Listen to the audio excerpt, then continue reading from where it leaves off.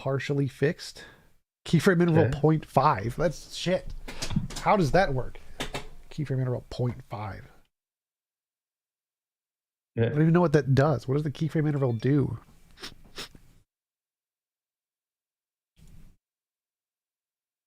All right, well, it seems to be working. Can we see me on shit? Okay, close restream. Let's go to my YouTube and make sure my YouTube is working because tech issues are stupid.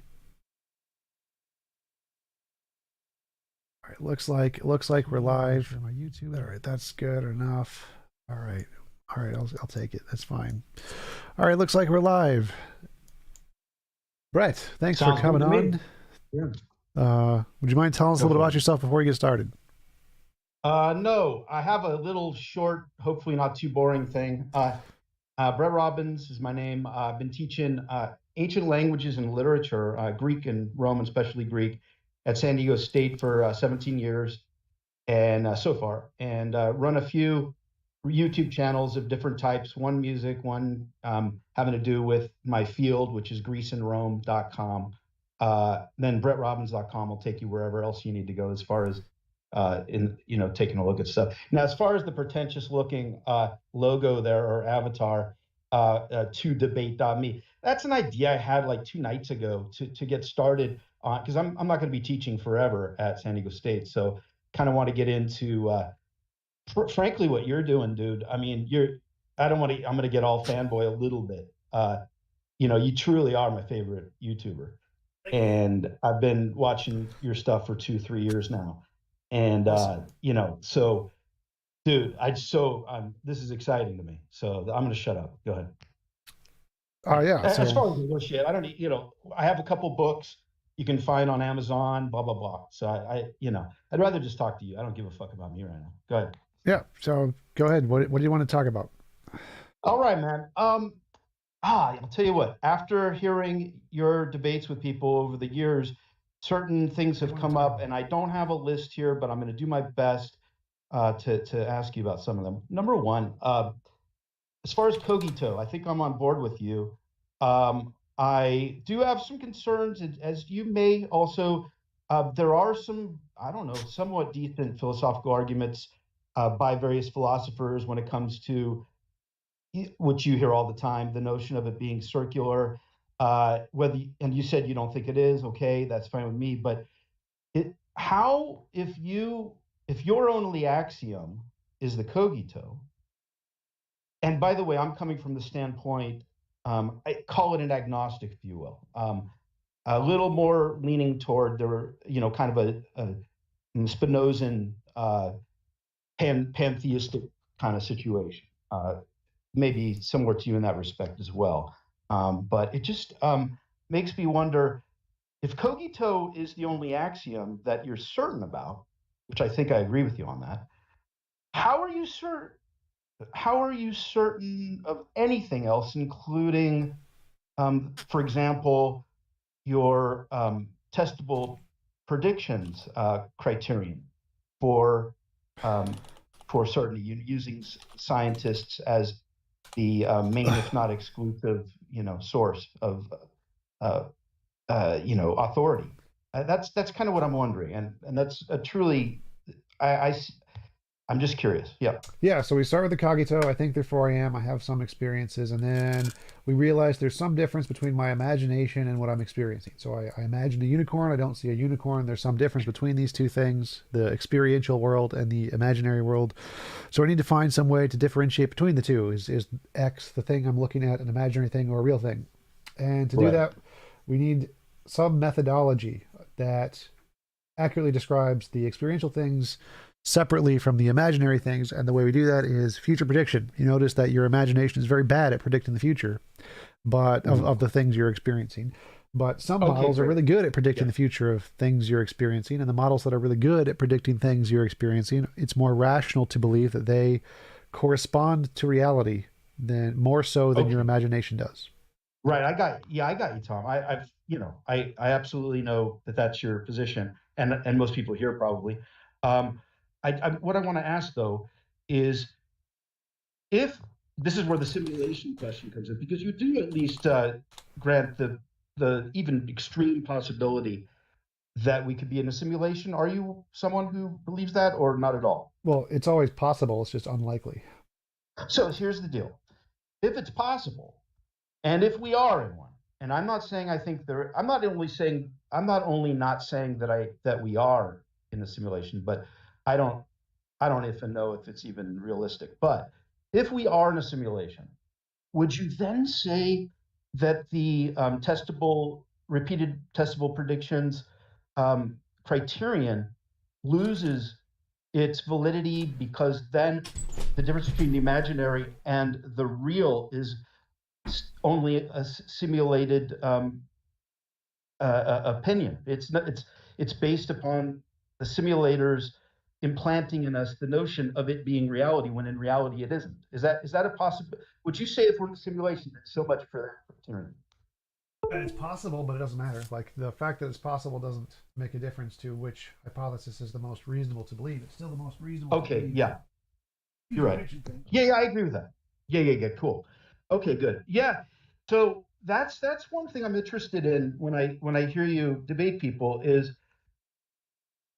do you ever have problems with the idea that um, pro, I'm with you on this probability thing, man. Yeah, absolutely. What you just said is way more probable than what I said. I'm with you.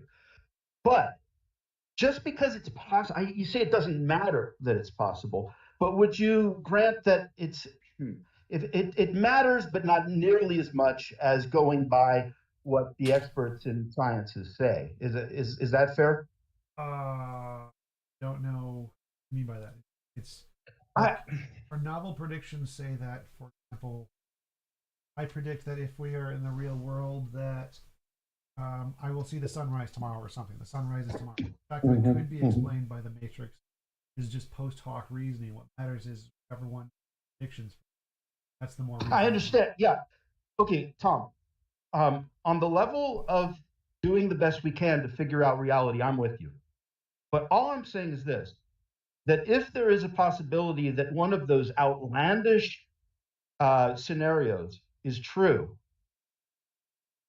then everything goes out. I mean, I don't know why that matters to me. It doesn't matter at all to you. In other words, probability is enough for you to be close to certain enough not to be worried. I'm worried by the fact that something even crazily possible could be the situation. And if so, so much for the reasonable arguments that you and hopefully I make, when it comes to science, etc. But do you see? And then I'll just move on from here. If it's just Why are you simply a matter. worried? What is the worry here? We could be wrong. Oh no. Yeah, okay, fuck it. Let's move on. Yeah, I have no Well, I mean, answers or even. it's a genuine question here. Like being concerned that we could be wrong is like Yeah, trivial. Like, of course we could be wrong. Like, we could be a brain in the vat. We could be in the matrix. But so that doesn't mean anything we believe is. but I hear that. It's just I don't know why I give a shit. I don't know why I do. I have Well, to get over it. it doesn't change anything epistemically. Like our evidence doesn't change. We're still most reasonable to believe. The belief we're most reasonable That's to right. believe, and the most unreasonable thing is still the most unreasonable thing. The fact that something is possible doesn't change which is the most reasonable and what is the least reasonable. Good. Okay. Now I'll move on. Yeah, I'm with you. Okay, good. Thank you. Okay, now here's okay. Your novel testable predictions is based upon what science is able to recognize, to acknowledge the existence of, such as the What? physical, the physical world, physical Say world. that again. Okay, physical. Nature for you is the physical world.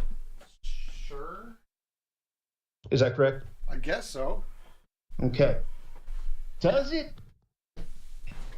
Maybe this is insignificant, but does it? Is it interesting to you that the Greek, this is the shit that I dwell in. So sorry if this is boring, but the ancient Greeks, their word for nature was physis, and that incorporated both the physical and the, for want of a better word, the noumenal. The noumenal was incorporated in physis. What do you mean? Numinal? The numinal It was phenomenal. monism. It was monism, pure monism. Wait. So the numinal phenomenal distinction is the phenomenal is the stuff we can like apprehend with our experience. The nominal is the way it actually is, and we can never actually get to the way it actually is. Like the numinal is a real thing. It's reality as it is. I'm not sure. Yeah. Yeah, right. Okay, there's the noumenal in Kant, which is the Ding an sich, the unknowable, because it's not what can be perceived. Yeah, and then in ancient Greece, there's a different notion of the noumenal, which was incorporated in the word that later by the Romans was translated natura or nature, but for the Greeks, their word was physis. Okay, and I'm just saying that their conception of what was later translated as nature, as natura, incorporated both the physical, what we call the physical, and what we call the noumenal. So I don't know if that's interesting or not. In other What words, we call the numinal, as in Kant's numinal, or as in some what other you just numinal? said, as in your definition, Okay. Yeah. So Now, yes, reality has both the phenomenal and the numinal. I agree with that. That's just science. no. Nature incorporates both of them. That's the ancient Greek conception. Nature incorporates both of them. Is it? And so I don't know if that's your sense or not. If it is, then Nature and reality are synonyms in that case. So I don't know. and you agree. Yes. Okay. Then fine. Hey, look, I'm not here to compete. I'm curious about some of your opinions, and that sounds. Then you say you're a naturalistic pantheist, and so Yeah, I'm normally just a naturalist or a physicalist, and I use naturalistic pantheism as a way to counter theistic arguments mostly. okay, but it has the root thea in there, right? Pantheism. So it Yep. means everything is. It's the Spinozan God that you believe in a way. Sort of. Yeah. Spinoza had a more weird view of pantheism. Mine is just naturalism. It's like science. Naturalistic pantheism is a view in science that just uh, nature is the ultimate thing, Okay, non-guided good. But natural forces. Spinoza didn't. I'm sorry, but Spinoza did not have a notion of God as having Personal mind. it's not anthropomorphic. Yeah. So to that extent, you agree with Spinoza. Get Yeah. some water. Okay. Damn, dude. I don't know. I don't know if you influenced me or not, but so far I'm on board. Cool. All right. Let me see.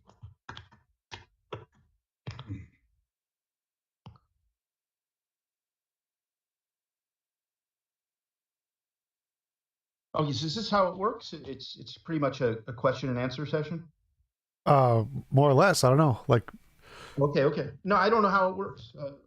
d- See.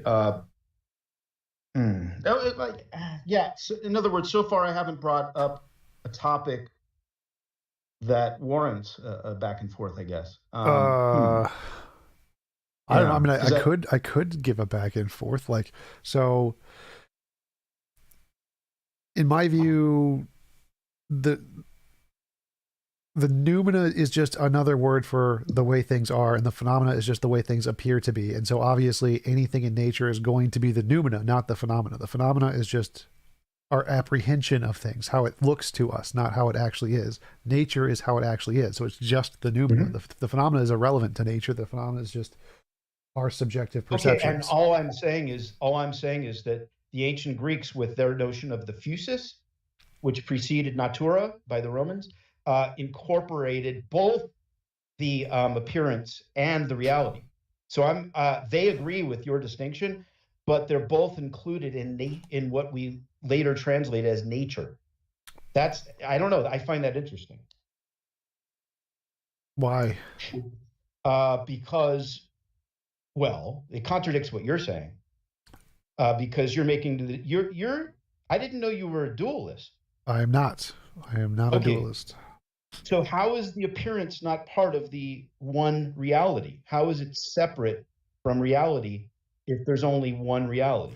It's in reality, but it isn't like a thing that defines anything of what reality is. They're just imaginary constructs. So imaginary constructs don't correspond to what reality actually is. It's just imaginary, like a unicorn.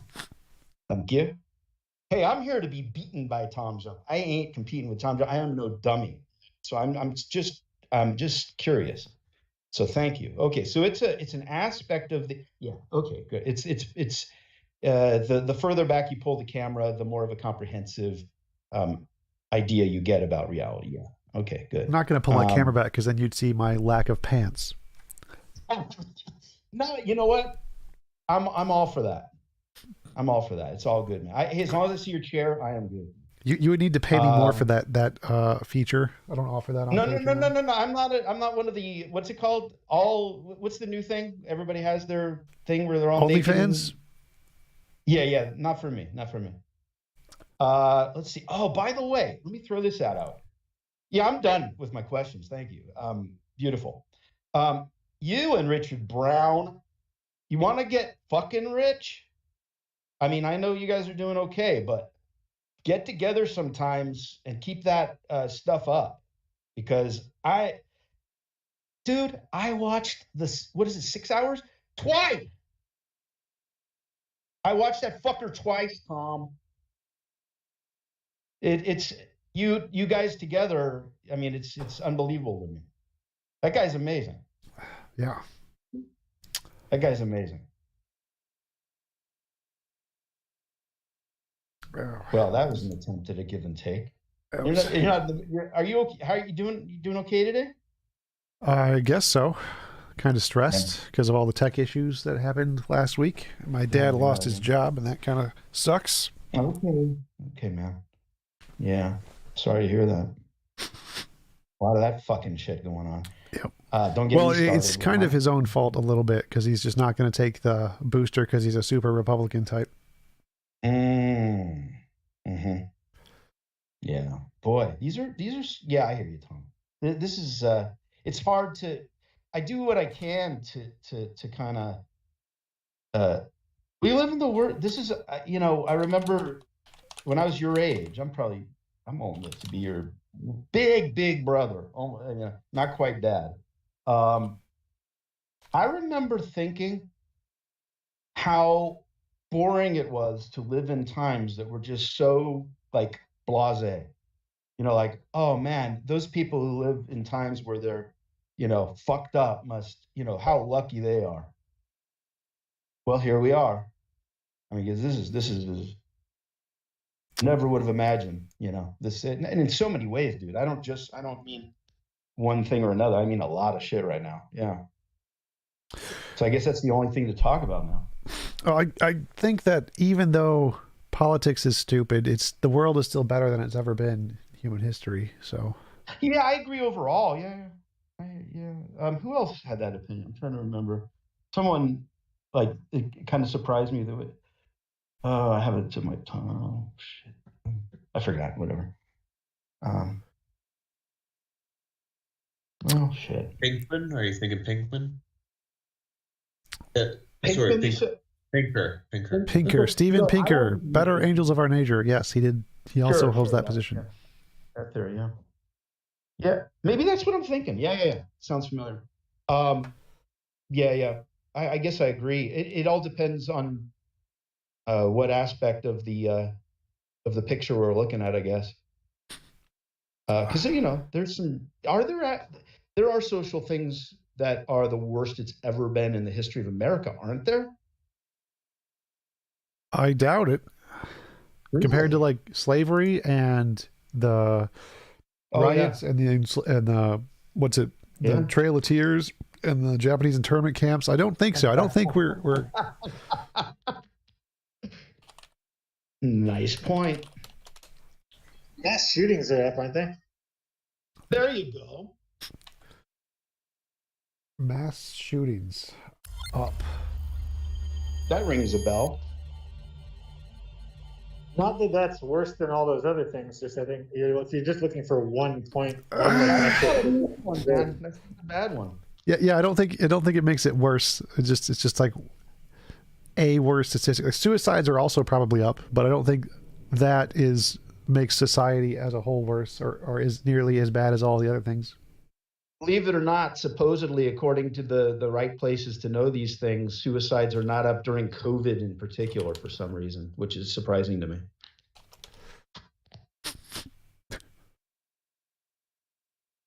But who knows? You go to Google and you hope that you looked at the fucking right news item. You know what I mean? It's like things are just, I don't know what to believe sometimes. Cosmic is making fun of you in the chat. Tell me, talk to me. He says, you're so drunk. Brett is a nice joke. It's all good, man. Hey, you know what? I hope is everything cool? Yeah, I don't care. Okay, good. I like wine. What do you want from me? I like wine. I like wine. I do not like wine. The taste is kind of shitty, but you know it's grapes. You could fool yourself and at least you're drinking grapes or whatever. I've never liked alcohol. No alcohol. Come on, Tom. It's disgusting. Well, good for you. You know, Coronas are good with lime. Real cold after tennis. Give it a shot. I don't like the bitter. I like sweet things. I like cherry Coke, cherry Pepsi, lemonade. Sounds good to me. Yeah, that sounds good too. Some of the girly drinks are okay. Yeah, I got you. The sweet ones, yeah. The slippery slope drinks, yeah. I can do hard ciders. Hard ciders are all right. They're tolerable. I can finish them at least. Mm-hmm. Yeah. So anyway, okay, screw it. If no one's talking, I'll just fucking keep praising your ass. Okay. I know. Does it make you uncomfortable? No, I don't think so. Okay, good. Okay, let's do this. All right. And then maybe a question will come up in the process. All right. Cherry Coke. That's right. Peter in the chat's like cherry Coke, and I'm just yes, exactly the thing I'm holding. Cherry Coke. Yeah, heck, well, vanilla Coke. I'm not a fan of the vanilla. Okay. Especially like they have a mix. They have like a cherry vanilla mix. Okay, wait. Now you're reminding me. I remember Coke changed their tune in the '90s, where like the new Coke was a flop, and then they tried the new vanilla Coke, and that was a flop. Coke had a problem. Well, that sounds bad, but yeah, it used to be really good where they had the actual cocaine in it. Then they took it out. that was in the Freud days. You know, when the doctor was doing it. Have there been videos lately of Tom's that you've disagreed with something he said? Anything you want to hash out? Yeah. Him? Well, What? the Richard Brown ones. Richard Brown's pretty damn good with that whole Kripke stuff. So that's kind of my impression that there was some serious. That was just an amazing debate. I still don't understand that argument. It's like, so there's this objective meaning thing independent of your opinion, and you don't know if you were deliberately aiming towards the objective meaning thing, and now you're aiming towards a different meaning that isn't that. Like, it doesn't make sense. All right, let me throw this at you because Crystal right, Pepsi. Throw this name at Brown. What Brown's doing is Derrida. He's deconstructing. Okay. So Brown is he's saying that he's being Kripkean or whatever the adjective is, but nah, he's being Derridan. Derrida always wins. Derrida. It's Okay. Derrida. Yeah, Jacques Derrida, the French philosopher in the 60s. Right? Derrida. He's doing Derrida. It's called deconstruction. And he's deconstructing shit. So everything you say, he's employing deconstruction to. And anybody can do that because it's impossible to beat that argument. That's all he's doing. But he does it beautifully. It's such entertaining. It has to make, like, I think the problem is you have to actually make it make sense. I don't think he made sense. E-Font, thank you for the super chat. Hot Blonde Brunette Fund. The improfit debate yesterday gave me reverse chubby. That's all for answering all the silly questions. Yes. Yeah. Yes, that guy was wow. That guy was oh my God. God. It's sad though. He tried his best, didn't he? I tried his best. The beauty of the pros. Okay, wait. There it is. Now I got something that okay. Like, I don't know. Somebody there were a few there were a few comments in the chat which I thought were really, really funny of the modern day debate chat. One was like, this is the Ontangelo, the Muslim Ontangelo. I'm like, yes, that's right. It's the Muslim Ontangelo. And another guy was like, this guy is worse. This guy made me realize Nadir actually had good arguments. And I was like, ow, burn. Like the bees guy. Yeah. It's sad. It's sad though. I mean, I don't know, man. It's dogmatism, man. Dogmatism is, Tom, do you realize you're also a skeptic? I mean, you're a hedonist, you're a skeptic, and you're a pantheistic naturalist. Am I fair? Sure. Thank you. Okay. Well, good for you. I am too. I'm That an sounds good. epistemic skeptic, not a Peronian skeptic. Okay, well, how about this, Tom? Let's figure out what the fuck is the difference between you and me. Okay, now I care. I know you don't, but hey, I put the $50 in. How tall are you? 5'8". I am 6'2". I win. That's funny, but I don't get it. The difference between us. I'm 6'2". That's decent. I get it. You've done better. Okay, but Tom, let me do something. All right. When you were a kid, no, if I not go there, I don't mean that because I had a shitty childhood. I had a good childhood, but some shit. Nothing's perfect. All right. Thank you for the super chat, Matthew. Appreciate it. Oh, go ahead. Did he say something? Nope. Just okay. money. Okay. All right, Tom. Do you think there's any possibility that the collectivity of intuitions throughout our life we've had, that there's the uncanniness of reality, the aspects that fall between the cracks of what can be quantified or paraphrased? I'm not sure what you're at. So like when I hear uncanny, the first thing that comes to mind is the uncanny valley. I'm not sure what you mean about reality being uncanny. Okay. Well, I'll tell you what I mean by it. What I mean by it is the penumbral aspects of reality, the barely noticeable, blurry things that occur to us throughout life, like intuitively. That was weird, like something weird, something a little bit out of the ordinary enough to seem to not fall under the category of the rationally understandable. Do you believe in that? I believe in that. I think I do. Yeah, I believe in that aspect of reality, and I don't think. Wait, like they actually exist, or like people think they exist? No, that they exist, and that they are simulable. That they simulators will never ever be able to simulate that aspect of reality, and therefore, possibly, this is just a conjecture. There is more to reality than what we are able to detect through other channels than intuition. Is there no possibility of that? Well, the first thing that comes to mind is the holographic principle. The holographic principle in physics is a principle that has shown that any information in any 3D space can be represented on a 2D sphere that encompasses that space. So anything that happens in like our world would necessarily be able to be represented by the 2D information on the sphere. So I don't understand why it would be impossible to compute it. Gosh damn. I think it's, for me, a matter of it. I think I have trust in something you don't have trust in. And this is where it gets like, is it I'm mushrooms? Not theistic. No, here, dude, I'm trying to be serious. Like, please, I'm not like competing with you, but I'm really trying to communicate. Yeah, go for it. I had jokes for entertainment values. That's no. Well, hey, hopefully, if everybody's fucking bored, I'll split. But I just this one I'm curious about. Yeah. Okay. I'm not theistic in the sense you mean it, I think. Okay. But I'm also not empirical the way you are.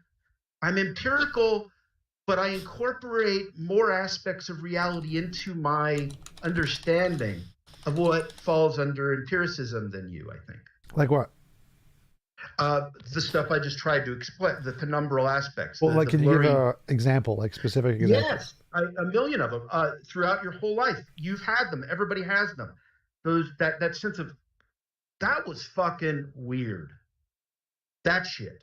The stuff that, like, you don't know why, but in that moment, intuitively, you know that something's fucking, like...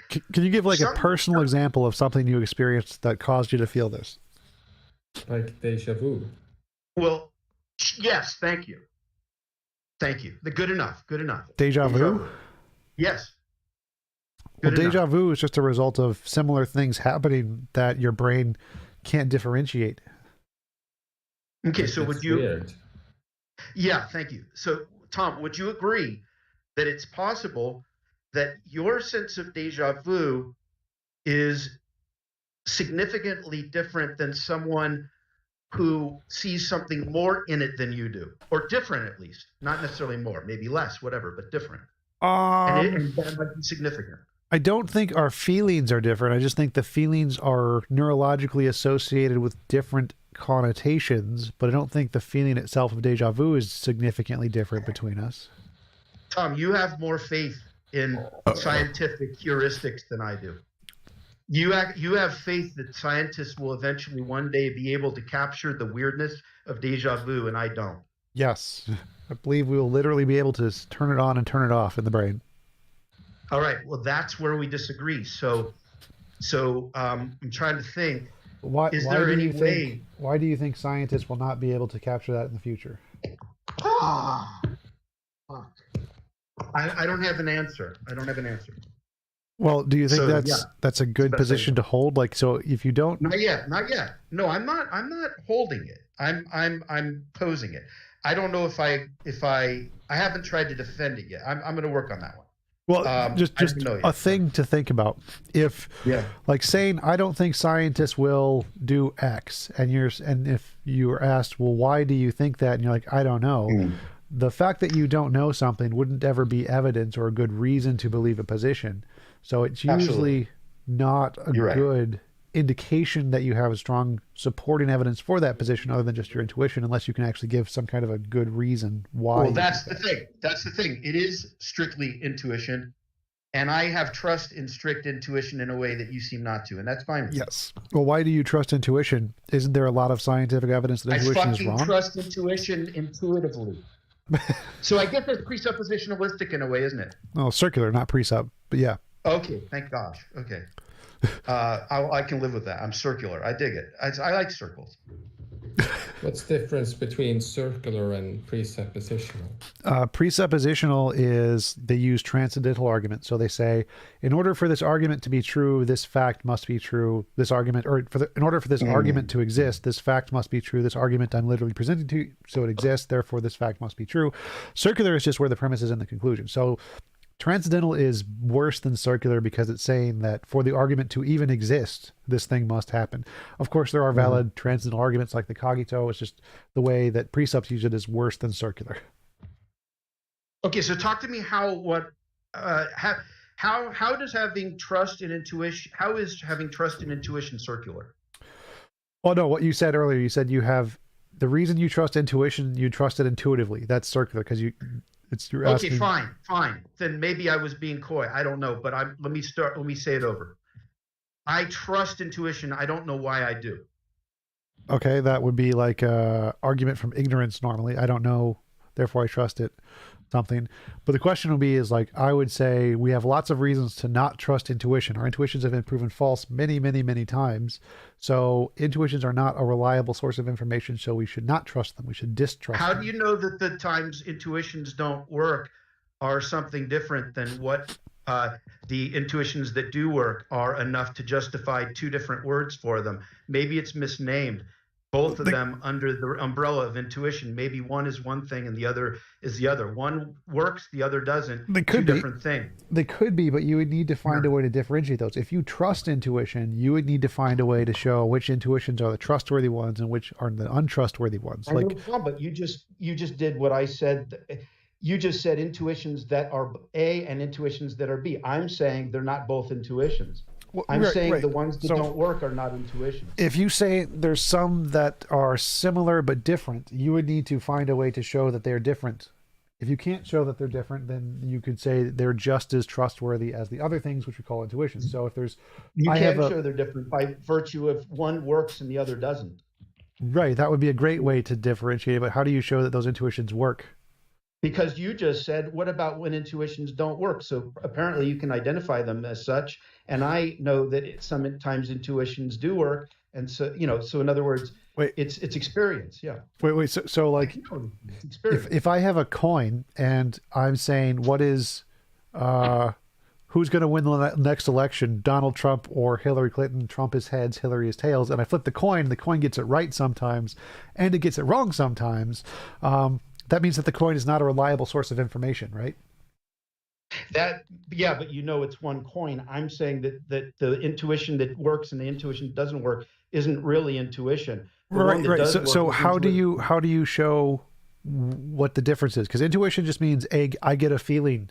I get a feeling that this is the case. That's what intuition means. So I get a feeling that this is the case, or I don't know who's going to win the presidential election, or what number If you define intuition that way, that's fine. I don't know if I agree that the best definition of intuition is simply feeling, because feeling and intuition are two different words, right? And they denote two different things. And yeah, they have overlap, but by the same token, there are aspects. It's like a Venn diagram thing. Okay, so how would you define intuition in the two senses, though? The one kind that is fake and the one kind is real. How would you define those? You have to look. It's an inductive rather than deductive. When you're doing it, I just need a definition. I don't care about induction, deduction, abduction. Just give me a definition. Yeah. So okay, so the intuition that does work would be something along the lines of, look, this is we're throwing shit. Yep. I'm going to do my best here. Okay, the intuitions that do work are ones that don't lead you to say that they don't work. What? You just defined intuitions that don't work, that lead to bad things. Well, no. So intuitions can be right all the time, but it doesn't lead to bad things. But I'm not understanding the difference here. So I have an intuition that that black guy is dangerous, or all that bar full of black people is dangerous, just to use one example from yesterday. And that intuition is wrong, but I have an intuition that that guy over there carrying a gun is a criminal, and that intuition is right. So I can have the same intuition in different cases. Sometimes it's right, sometimes it's wrong. Like, what is the difference between those two?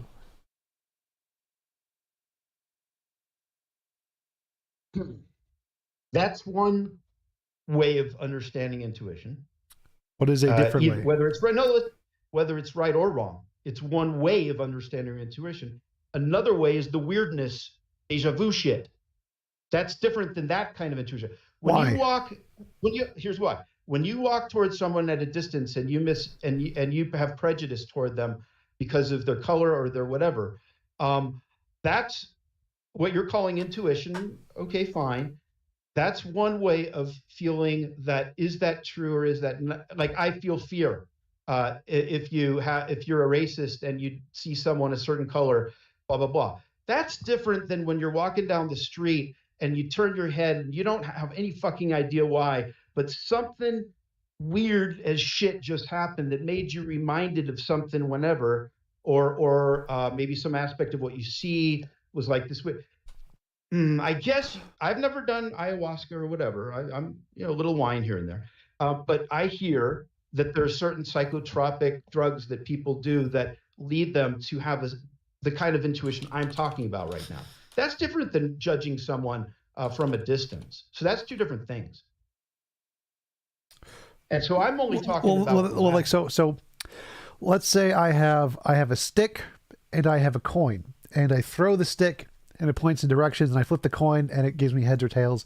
Now, these are two different things. You got the stick and the coin, and they're different shapes, different sizes, and they both point in directions. Now, if I wanted to say, like, clearly we can prove the coin doesn't work. If the coin says heads, or like tries to predict the next president, it's going to be right sometimes, it's going to be wrong sometimes, and I have the stick. Well, you could say, well, the stick is different. The stick isn't like the coin. So the stick might not be wrong because we haven't tested it yet. Well, right now we don't have any reason to believe the stick is any more reliable than the coin. So if you want to say that the stick is more reliable, you would have to demonstrate in some way that the stick is a better object to use as a way to believe. Why should we believe the stick more than the coin? Because we know the coin doesn't work. The coin, we tested it, definitely doesn't work. And then we have the stick thing. We don't know if the stick works or not yet. But if you want to believe it, you need a reason to believe it, that it works, not just it's not the coin. The fact that it's not the coin doesn't make it reasonable to believe. And that seems to be what you're saying. What? You're presupposing an isomorphism between the objects of a coin and a stick and one kind of processing of thought and another. They're absolutely apples and oranges. Well, it's not an isomorphism. Isomorphism is a one-to-one correlation. But I'm saying that if you're saying that there are two kinds of intuitions, and there's one It kind means that they're analogous in shape. That's literally what it's. So when something's isomorphic, it means not quite. So it's syllogism. yeah, it's a syllogism. It's a syllogism. It's not the same. But so wait, let's go back. So the syllogism here is that you claim there are two kinds of intuitions. There's the kind that is wrong. And no, not me. I didn't do that.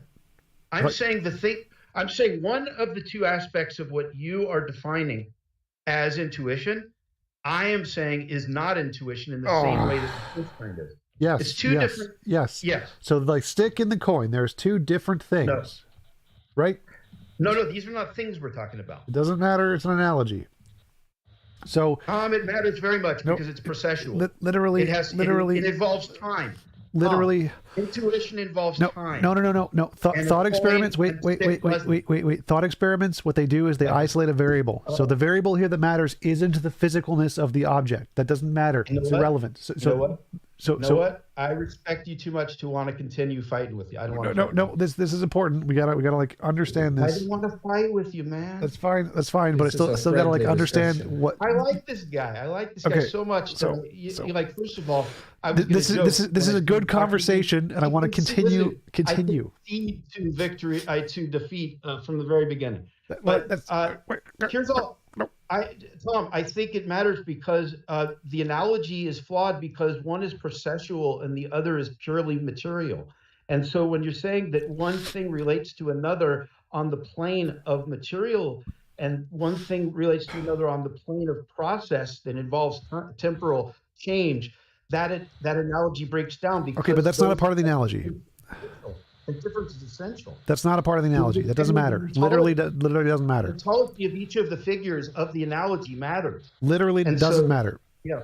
Okay, then I can disagree with you. I mean, you can tell me that it's not my opinion. Fine. I know. What has nothing to do with your opinion here. So.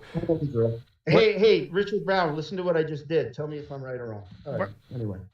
No. So I think you're right. We have to go back. Go back. Yeah, I think you're right. I've been texting in the chat, and I finally have the ability to speak now. All right, so we need to go back. So the point of the analogy is, as you say, there are two things. There is intuition and a non-intuition thing. One is reliable. One is not reliable. That right? Is that accurate? No, I have to admit, I can't do any better than what I already did, Tom. I did the best I can. I'm looking for a yes or a no. So you're saying there's... No, because for formula, you're doing what they did to Jordan Peterson with the rephrasing thing. What? I don't agree. I don't agree that I said that. No. Okay, I'm not asking you if I'm asking you. I'm trying to rephrase your argument, and you can tell me this is right, this is not right, and then correct it. I can argue for myself, dude. Right. And I feel like we already did it. If you feel like I'm good with this topic, man. Like, this is, it's kind of. I gave everything I had to that. No, this is a good conversation. Lots of people are very entertained by this conversation, so it's a good thing to continue going. It's a patronizing thing to call it entertain when I want you to win, Tom. I want them all to love you, and I don't give a fuck what they think about me. I respect you too much to fight with you, dude. I don't want to fight with you. I'm not. This is not about fighting. I'm literally just asking questions. No. Everybody here knows that you're in that mode where you start laughing and kind of kicking ass on the other dude, and I don't want to be that dude. I don't want to be my ass kicked by you. You can call yourself a victor. I don't care. I'd rather change it. Fine. Do you think you did good on that? Just asking. Another thing to talk about other than. I don't know whoever asked that question. I don't know who they were talking to. I was talking to you. Do you think don't be mean. It's fine. No, I'm not being mean. I think. Well, I can't say what I think. I'm just asking, how do you think, Let me talk to you, dude. Sure. What did you say? What's your name, dude? You can call me Oracle or Oriax. Oracle. It's easy to remember. Oracle. Okay. Uwu. Oracle. Can I call you Uwu? OWO. That sounds like the Uwu thing. That's why. I know. Oracle. Am I fucking full of shit here? I don't think so, but I think you're not the best at articulating, and neither am I. But I think I know what you're getting at. Okay, well, tell me how I could have improved my articulation, please. I'd like to hear you articulate. Like I said, I'm not the best at it. I would say. Well, so far I'm winning. Let's articulate together. Go ahead. Well, I don't. Well, I think that, but I think that for other reasons. But I would say that if you want to be competitive, let's articulate together. Go ahead. No. I'm saying. I'll compete with you. I'm not.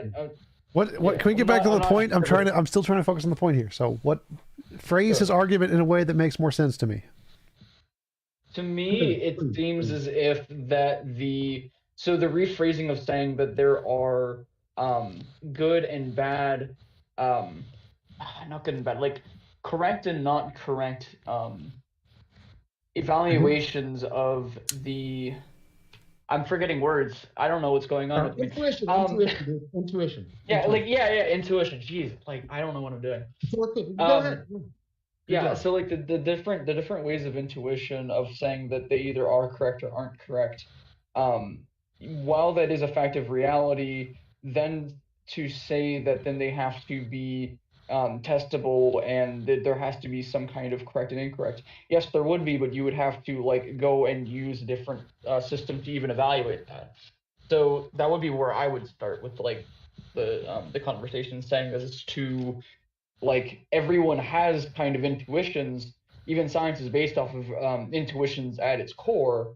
So if we remove all intuitions, like you said, then we would have a problem because then you get rid of all science and empiricism. So you can't do that, obviously.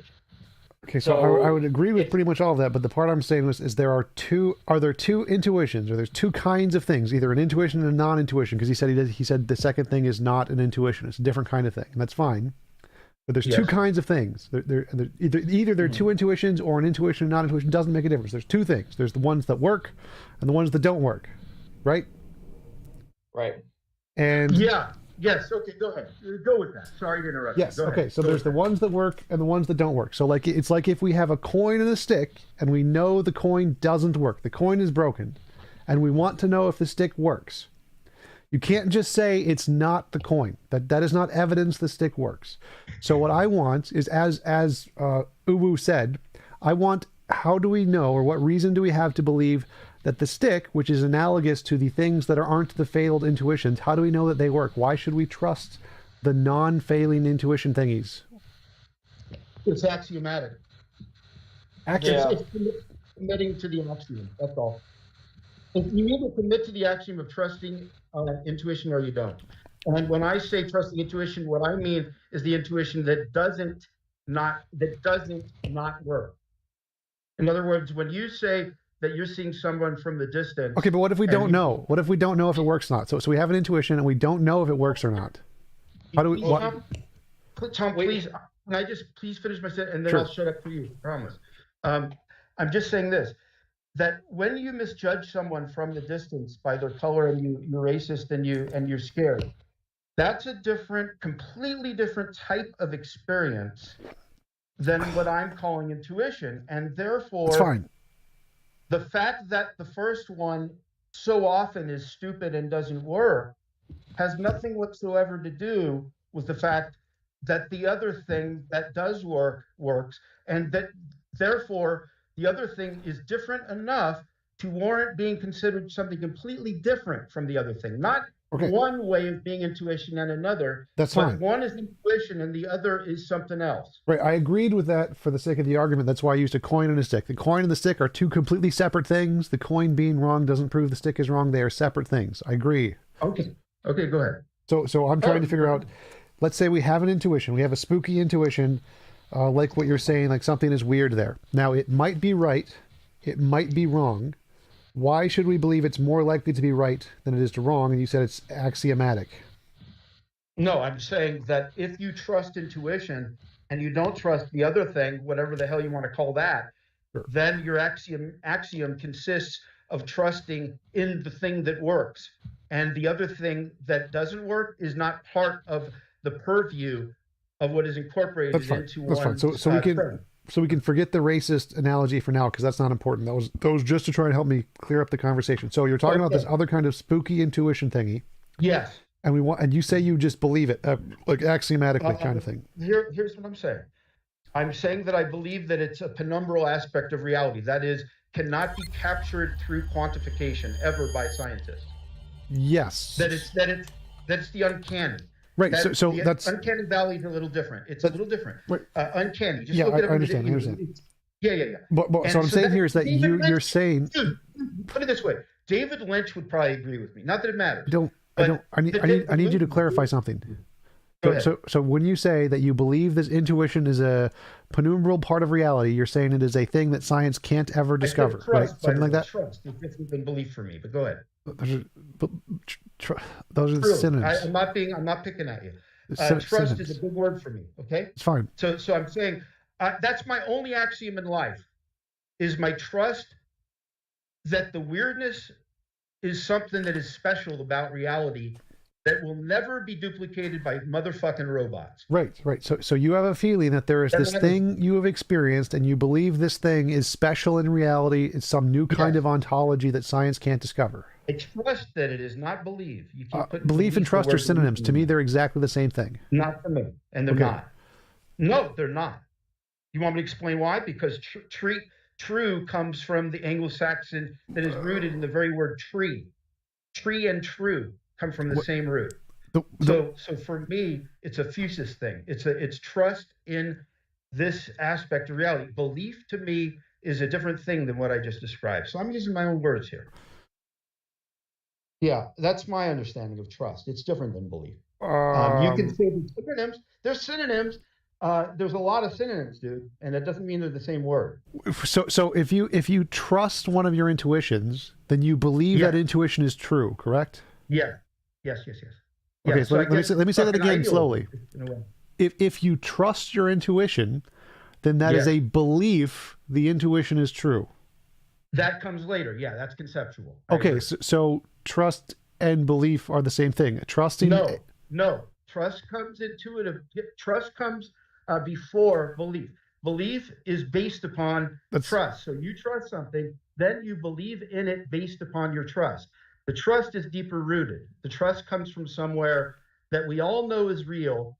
And if we resist it by calling it God and saying that we're atheists and that there's no aspect of reality that is transcendent like that, then we're contradicting pantheistic naturalism, for one thing. Because Spinoza was all about this shit. Thanks for the super chat, Frank. Really appreciate it.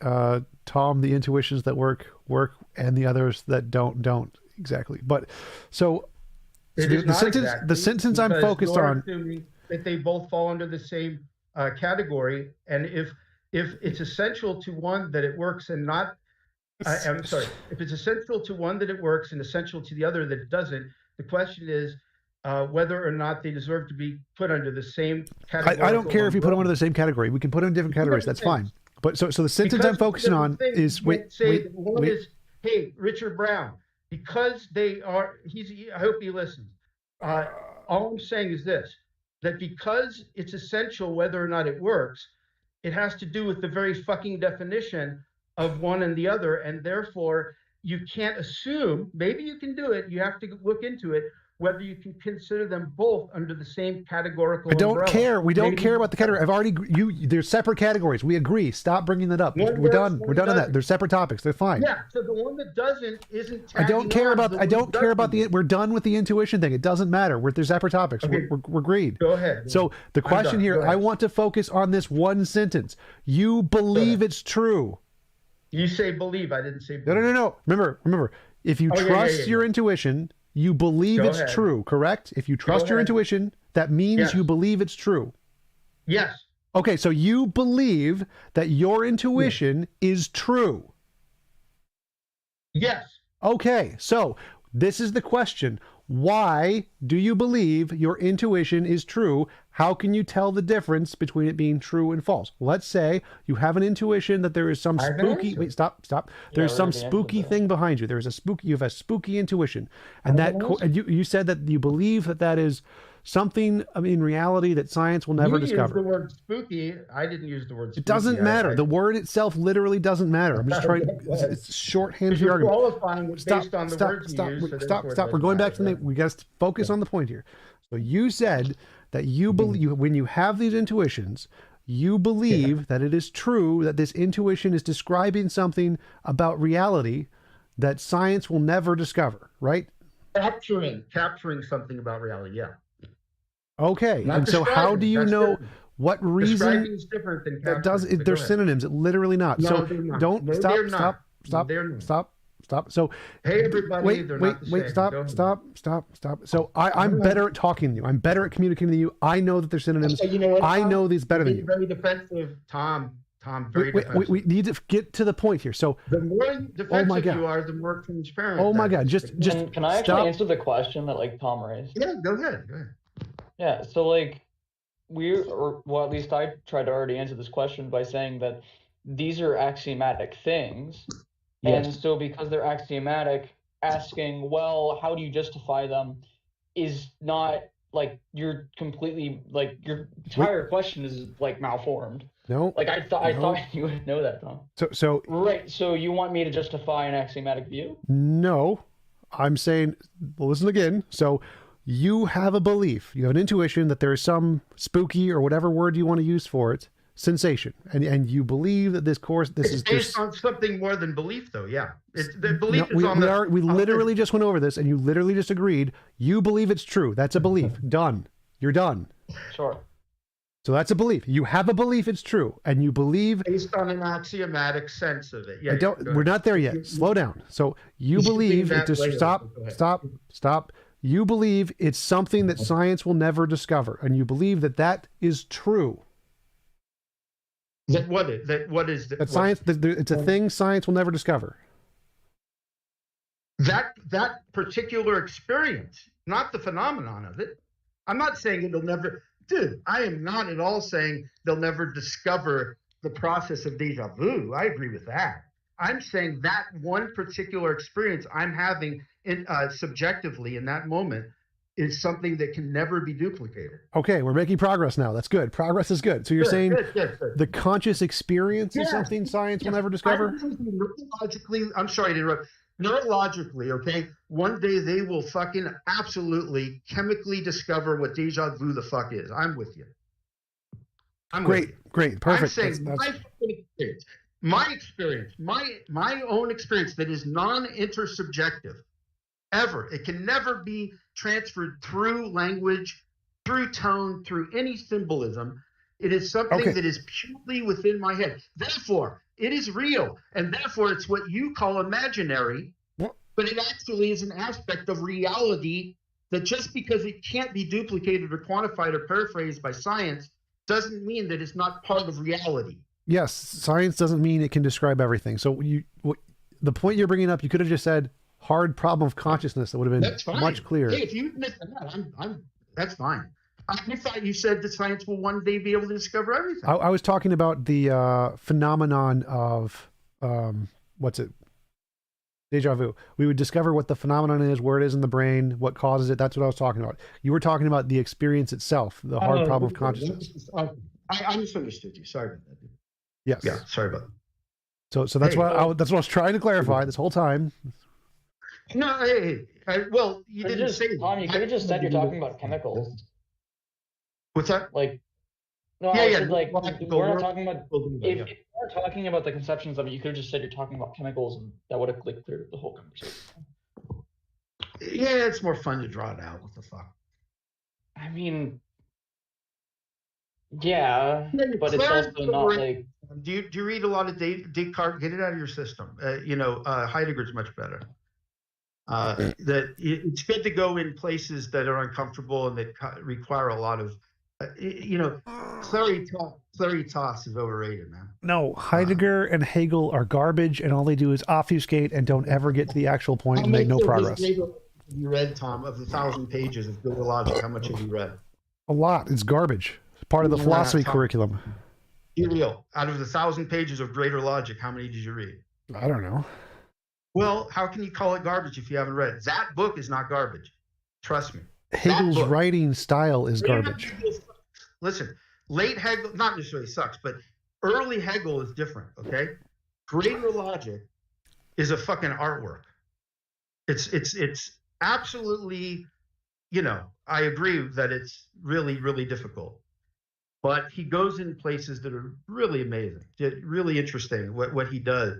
His version of logic is based on logos, not on traditional logic. So it's not an attempt to be clear at all. But, you know, and Heidegger, who else did you say? You said Heidegger is garbage. Is that what you just said? Yes. Okay, well, he's a fucking Nazi, so that's fucked. But I'll tell you what, when it comes to some of what he does with his writing about technology, for example, very prescient, man. I don't know, why throw everything out? Why say someone is absolutely shit? I mean, you know, that's just because it's not fair. Anti-intellectual is what it is. Because the purpose. I mean, if you want an actual like, that's unshareable. Let me answer his question first. So, you can say that someone is shit because the point of philosophy is clear communication and expressing ideas, and if they don't have clear communication, they're shit at philosophy. I don't know who agrees with that. Clarity is not a. Sometimes when you explore ideas, it's not clear. I mean, look at even some of the best social philosophers who aren't clear.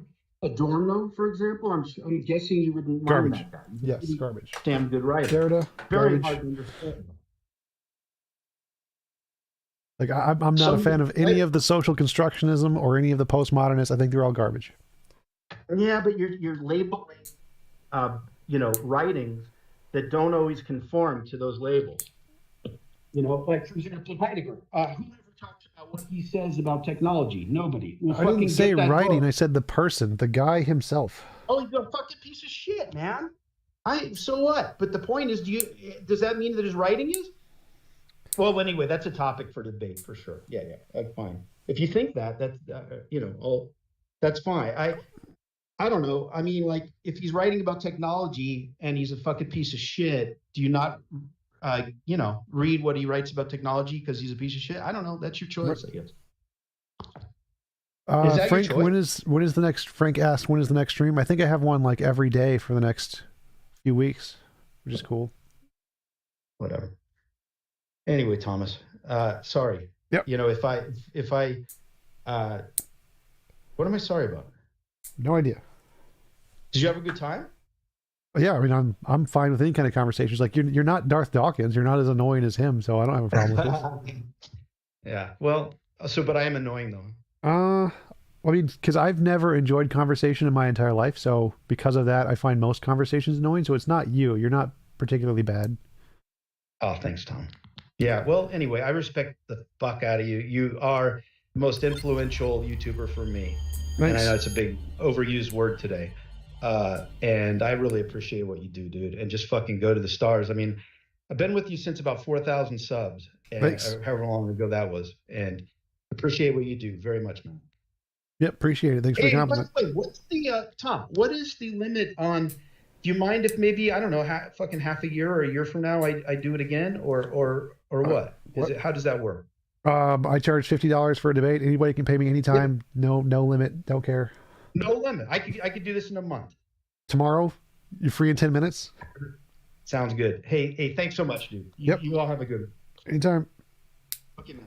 Bye. Thank you, Marty, Mad Scientist, for the super chat. I appreciate it. Oh, there we go. I needed to pin Jay Schneider's comment because Jay Schneider is making a compilation video of my debate with Darth Dawkins and Godless Girl on his channel. Anybody else got any questions, comments, want to say shit, bring up any topics, make fun of Simon?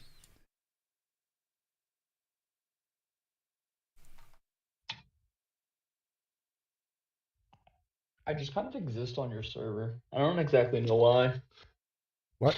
I think it's, What? sorry. What was the first sentence? Couldn't hear you. Oh, I said I just kind of like exist on your server, I suppose. I don't exactly know why I'm here. I think someone sent me a link. Cool. Yeah. I don't have anything.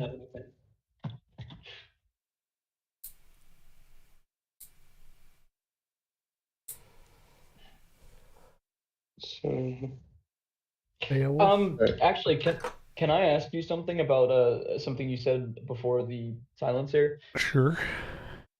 So you said you like never enjoyed a conversation, and isn't that, I mean, pardon me if I'm wrong. I don't know too much about you, but isn't that kind of like all you do is like Yes, debates it and is my stuff? occupation now. Oh. It's called irony. I suppose so. All right, that was it. I just thought it was a weird comment. yeah, I was gonna say that that's probably one of your highest compliments is Darth Dawkins. You aren't that annoying, or something close to it. I do don't- think it was funny that he called you out on the genetic fallacy with the Nazi guy. Yeah, like I didn't want to bring it up. Like the reason Heidegger and Hegel are shit has nothing to do with their heritage. It has to do with the way they express ideas in their books. It's unclear. It's meaningless gibberish. Like it doesn't express any coherent ideas. It doesn't have anything to do with him being a Nazi. I never mentioned he was a Nazi. I mean, I think I kind of agree. I don't think they're necessarily shit though, but they're different. They're definitely hard to read. And if your view, as you stated, is that like the whole idea of philosophy is to be clear, which I don't agree with, then yeah, I can understand why you think they're shit. And Why don't you agree with the point of philosophy being clear? well, I think that philosophy is just more of a how do I phrase this? I think it's more of a existential thing that humanity came up with from observing the world and having beginning to have free time, especially. So I think it was more of a way for him to analyze his meaning and come up with other things as well. So to me, philosophy is more of a way of looking at life. It goes into worldviews, it goes into how we know things, that sort of thing. So it's more of a discovery rather than clear thought. I think you're thinking of good communication, which is important, but it doesn't have much to do with philosophy. So philosophy, the word just means the love of knowledge. The whole point of philosophy was originally created in Greeks as a way to assess reality. Like it was the natural philosophy was the precursor to science. So the whole point of philosophy was a way to discover and express truths about the world. Yeah, truths and lies can be like told in a very similar way, but that doesn't like if that's the goal of philosophy, then you can have someone who's just really good at telling lies, like, as brought up the Nazis, and people will believe them. And it doesn't necessarily mean that like the Nazis were right. I mean, Yeah, certainly we don't think that's how that. religion works. Yes, I'm familiar with that. But clear communication, the only way to defeat that is by making clear expressions of truths. So the philosophies that win are the ones that are the most clear and the most easy to understand because that's what's effective at changing people's minds. So the reason the goal of philosophy is to make the most clear communication of ideas is because that's what convinces people. That's what causes people to go to your ideology. That's why people like Heidegger and Hegel have very small followings because they're very unclear. If you and I don't know if they're correct or not because they're too unclear. But the people who are very clear, like Bertrand Russell, the Venetian Circle, Kant, Hume, they have very big followings because they're very clear with what they're saying. It makes a lot of sense. So the reason in philosophy the goal is to be clear is because that's how you make your name famous and make progress in the field. Okay, so It's literally one of clarify- the things that are taught in philosophy courses is that your goal is to be as clear as possible. and express your ideas as clearly as possible in all of the papers for both science and philosophy. This is like one of the things that's taught in every single course. You must be clear. Okay. So just to be clear myself, it to you, well, at least as you understand it, because I can't speak for all philosophy classes. I certainly wouldn't put myself to that standard. But to be clear, it sounds as if you're saying that it's just about getting followers and getting clout rather than actually looking at the ideas and being correct. Is that accurate? The point of publishing books and publishing papers is to spread your ideas to other people and have them think about your ideas. That's kind of the point of publishing. So there are some philosophers who never published anything, like Socrates. Socrates' goal, he didn't publish or write anything because he didn't care. But if you publish and write books, the point of publishing and writing books, especially academically, is in order to make an influence in the field. That's the reason you're publishing books. Okay. I don't think that was related, but all right. Like, I mean, that's correct, I guess. The influencing people, getting followers, getting people to take your ideas. Yes, I want people to read it. Like, yes. Yeah. So if you want people to read it, why do you want people to read it? So that they understand it, that they like listen to the ideas, right? Something like that. Yeah, I mean, yeah, obviously. And so if you want them to understand it, the best way to do that is to make it clear and easy to understand, isn't it? Yeah, of course, there's going to be people who write in different languages that don't translate well into English, let's say. But well, the problem isn't the translation. Like there are people in German who are very easy to understand. It's literally like the problem. Hegel and Heidegger make up their own words and use them in esoteric ways, and then make up other words to refer to the relationships of their own made-up words. That is not a good way to do this. Like you should use words that people already understand, because the more words you make up, the harder it is for people to follow what you're saying.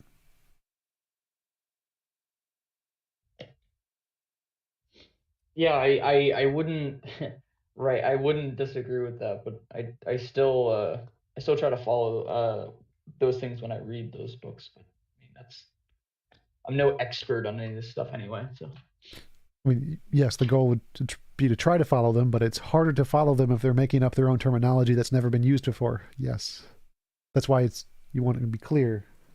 Clear is good. yeah, I mean, yeah, obviously in communication, yeah, I agree with that. Obviously, like good communication is key, and that's why I think next to rhetoric, people should like have a basis in good communication, because regardless of what side you're on, because I obviously don't agree with you on a lot of things, I imagine, but I like when you are very forward and very like easy to understand, because obviously you're going to get a larger following and your ideas are going to spread throughout, and I try to do that myself. There's no animosity there. That's fair. Perfect one. TJump, you should read more of the Theology of Cornelius Van Til. It will recalibrate your understanding of unclear writing. Cornelius Van Til was like one of the first two major precept silly guys. Rick James, hey TJ, what do you think about the debate topic? We are all Nazis, immoral evil. We are all, I breathe, you breathe, Nazis breathe, we're all Nazis. Oh no. Let's see.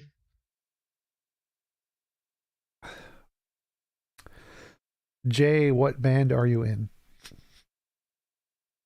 Somebody in the chat. KCA Randy asked Jay what band he's in.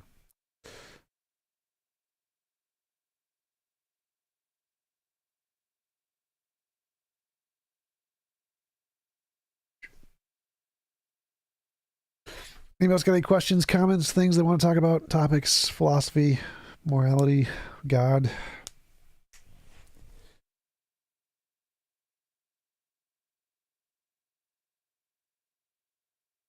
Hey, Jesse.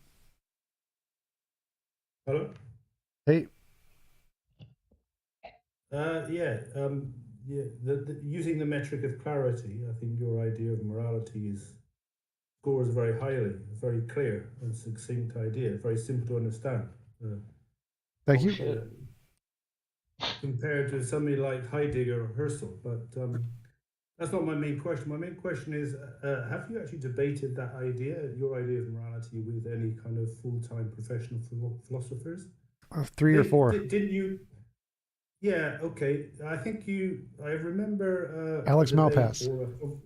yes, that's the one I was going to mention. How did he receive it? Did he take your ideas seriously, or not? I can't remember. I think that was the first time I ever really discussed it, so I didn't have my ideas very clear back then.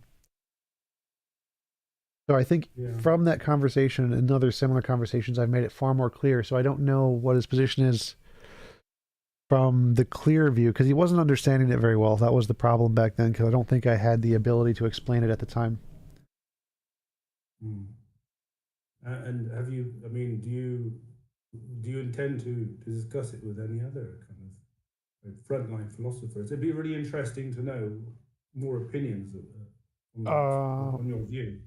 Maybe. I think I invited a few ethics people, but I haven't heard back from them yet. Right. Do you intend to try to make an attempt to publish anything on that? I mean, not until I have a publisher, because I don't want to self-publish. Oh, okay. Yeah, okay. Because it's a big effort, yeah. I suppose, to try to do something like that. Not being a professional academic, you know. Yeah, and I don't really want to publish in an academic journal, because academic journals are you don't get any money. I want to publish a book. Yeah, sure. Sure.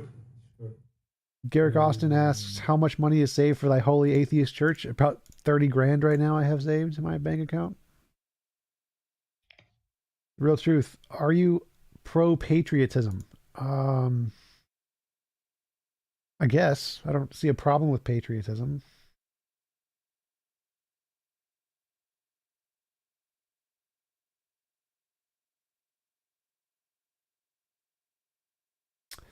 E-Font, can you explain a little more about how morality is objective? I like how you compare it to fitness, but I wonder if you can expound on it. Do you see any major defeaters to the code? Yeah, so morality can be objective in several ways. It could be like a platonic object. It could be a law of physics. It could be a higher order emergent property like fitness, where it's just something that minds in our universe because of the way they are built and the laws of physics are determined to come about this set of beliefs or whatever. Do I see any major defeaters? Yeah, it's definitely possible that it wouldn't be universal. The only way it would be objective is if the same pattern would exist or come about universally, in all life forms in the universe. So if it was just subjective product of evolution, then that would be a defeat for it. Rick James, let me clarify. The question I have is, were all Nazis in the 20th century evil, immoral? No. There were many Nazis who actually fought against the party once they learned about all the bad things. So they weren't all evil, immoral. It's the ones who wanted to gas the Jews that are the evil, immoral ones. They literally wanted and did do it. Many of them were against it. Is this live stream taking only certain topics, or is it open to different topics? Because I'm interested in your take on anti-theism, because that's what I classify as personally. Jesse White, anti-theism. I don't think I would agree with anti-theism, because I think from an evolutionary standpoint, religion has made many benefits to humanity since before religion was invented. So it's kind of like the horse-drawn carriage. It's a new piece of technology. I'm not anti-horse-drawn carriage, even though it does bad things, like it tortured horses and there's crap all over the roads.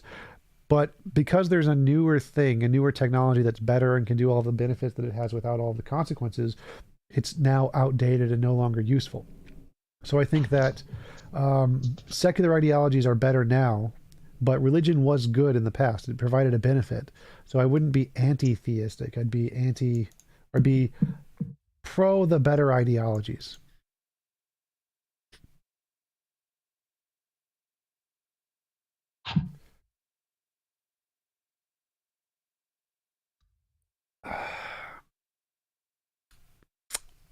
Hey Ziz, I like your Harley Quinn picture. Thank Was that you saying that, or are you reading off the thing? Yeah, that was me saying that. Okay, thanks. It's better than Simon's cute baby owl.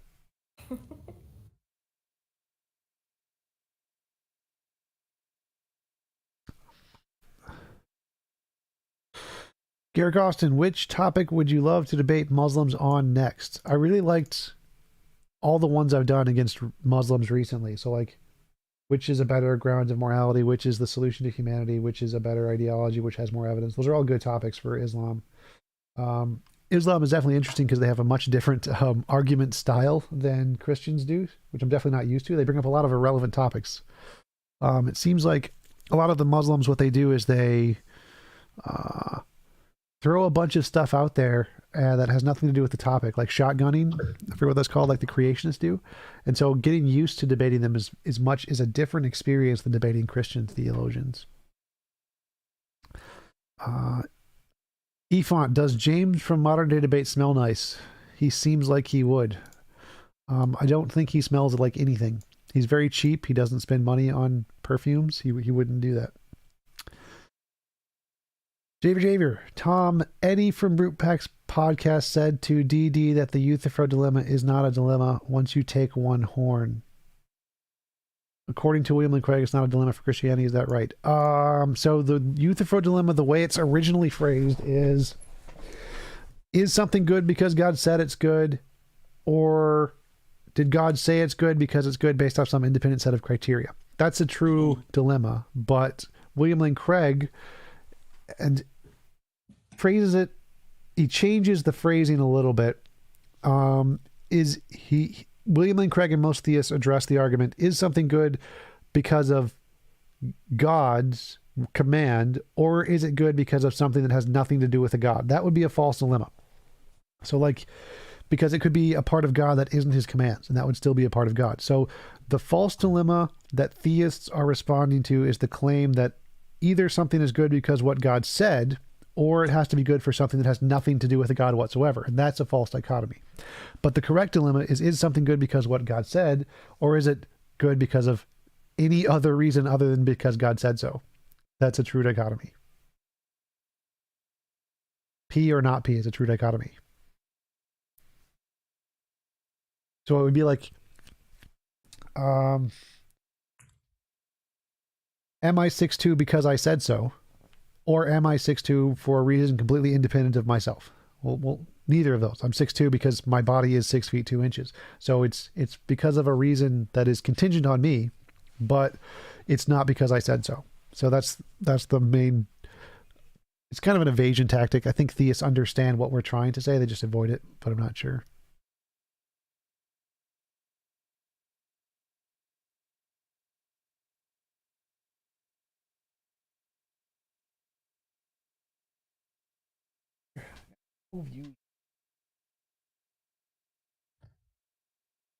TikTok, no TikTok.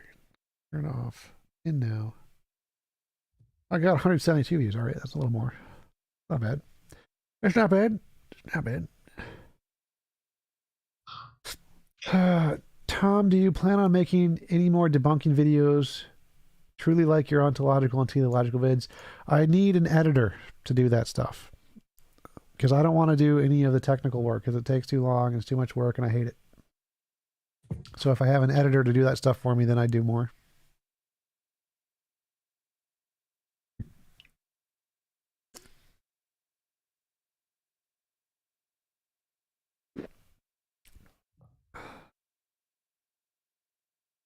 Because they didn't get any more, like, they didn't significantly get more views than my other content. So it's like not worth like investing in a lot more money for it.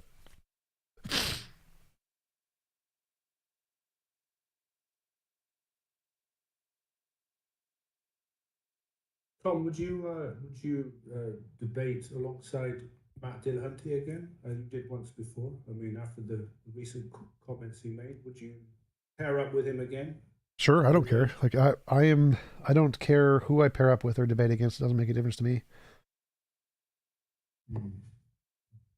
Maybe not Godless Girl. If I was paid, I wouldn't care. Okay. Sure.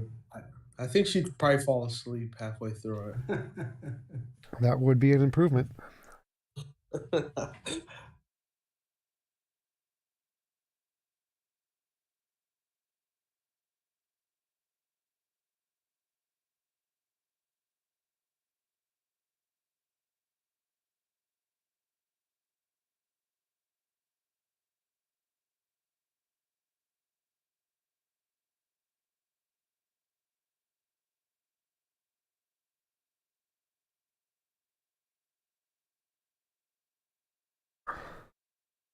Hey, Tom, there's these Muslims on the Clubhouse app, Yep. and they discuss philosophy quite often. They were talking about something about how what's fundamental is independent or something like that.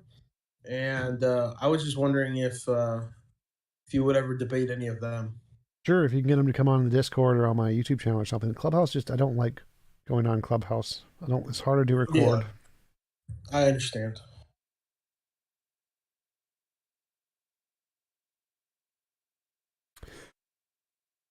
Garrick Austin, I want to edit some of your debates and make the opponent's speech more precise, especially people who say, but we can't understand complex things and go on for ages. Like, you can, yeah, all of my stuff is free for anybody to copy and edit in any way they want. I don't care.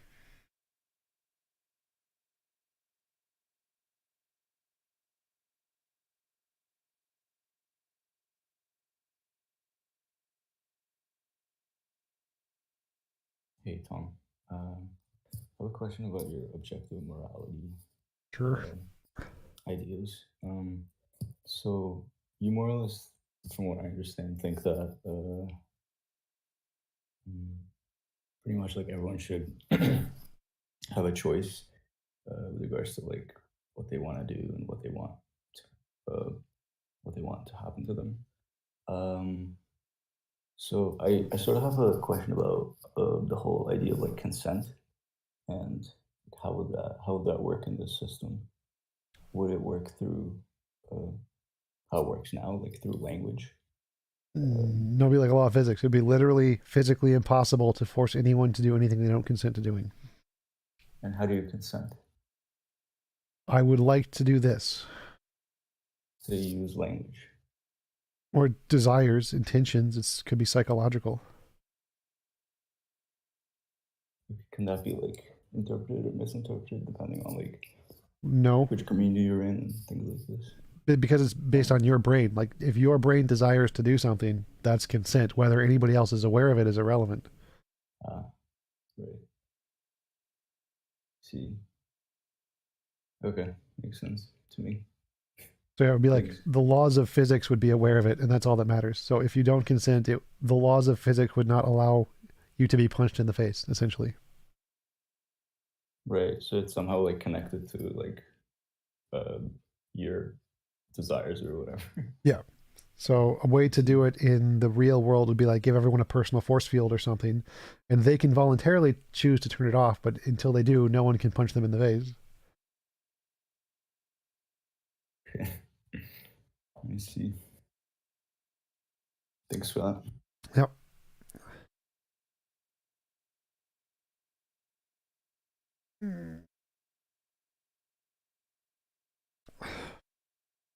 Peter Wint, if God isn't real, who keeps igniting my bushes? Thank you for the super chat. I believe that is your wife. Your wife is the one doing that.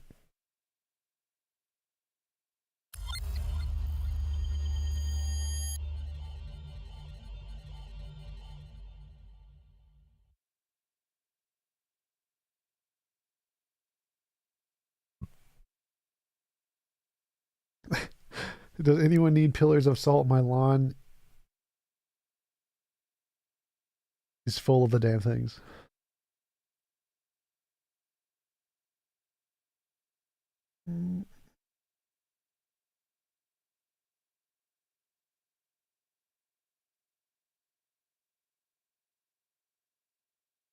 Tom, I just thought of a very good kind of model case to kind of illustrate your model of morality really well. I mean, I might be labouring the point now because I think you've made it quite clear. But Go anyway, I always think when I think of trying to work out in my mind how your idea of morality works, is the Gestapo officer at Anne Frank's door, because preventing the Gestapo officer's will to arrest Anne Frank is immoral, but his imposition on her will to live is a greater immorality. Yes.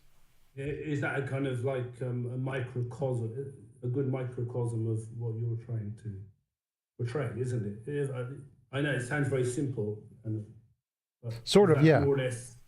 But I would make one caveat is that your will only applies to yourself and your property. So if you have a will to do something to somebody else, that it isn't immoral for you not to get that. It's not immoral for the Gestapo officer to try to impose his will on arresting Anne Frank. Well, it's not immoral if the Gestapo officer does not get Anne Frank. So if you will something, like if I will to punch you in the face, if I don't get to punch you in the face, if I'm stopped from doing that, that's not immoral because my will doesn't apply to you or your property. So I don't get to will to take your stuff. Right. So that's immoral because he doesn't get to do that. It's not the fact that his act itself is more of an his will being imposed against is less than the imposition. Well, no. It's like your will doesn't apply to other people and their property. So your will is not being opposed upon if you will to do something that somebody else's stuff and you don't get to do it. So your will is only imposed upon when it applies to yourself and your property, not other people or their property. So it's not even immoral that the Nazi doesn't get to harm Anne Frank because his will doesn't apply to Anne Frank. It applies to himself and his property. Right. So he simply has no right to do that because it's not his property, not the fact that it's a more gross act in itself. Yes.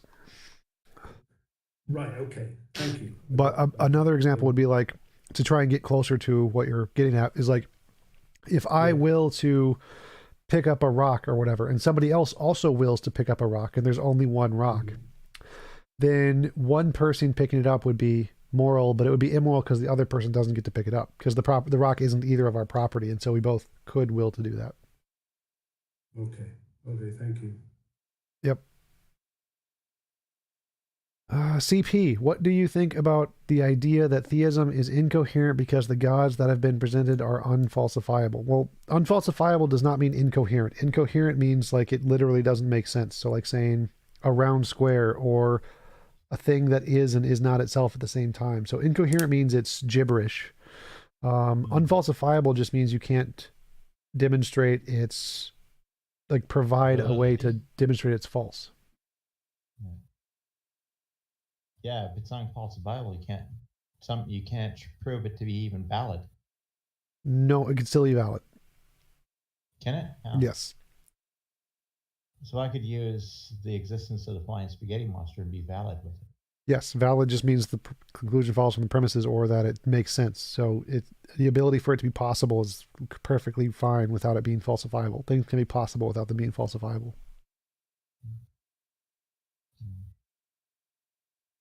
So far, I've seen no possibilities for God.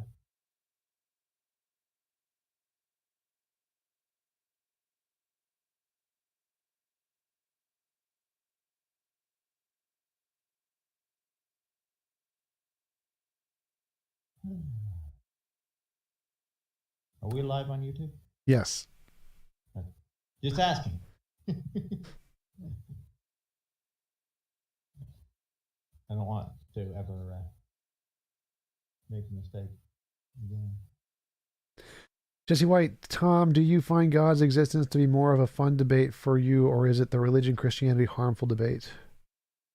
I personally like the God's existence debate because it's more philosophical. Like the is Christianity harmful debate is more stats based. You just got to bring up the stats, and that's not as fun because I don't like the research. Philosophy is easier.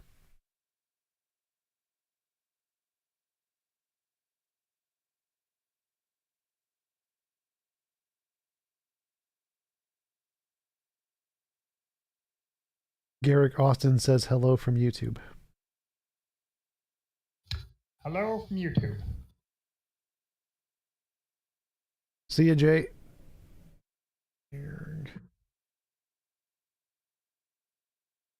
Oops, I didn't mean to do that.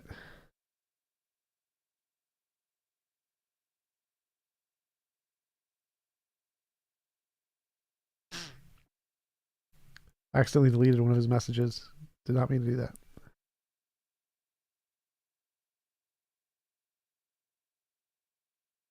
It's already 4 o'clock. Holy shit. All right, anybody else got any interesting things to say? Stuff they're doing?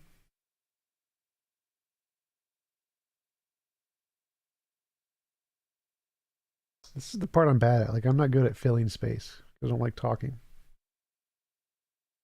All I know is Arabic is a beautiful language. And that's evidence of God, right? Yep. Have I ever debated a Scientologist or a Mormon? Yes, Efont. I've debated several Mormons. There's one with El Kwaku something on my YouTube channel, and I think a few others. Don't know about Scientologists, though. I don't think they debate much.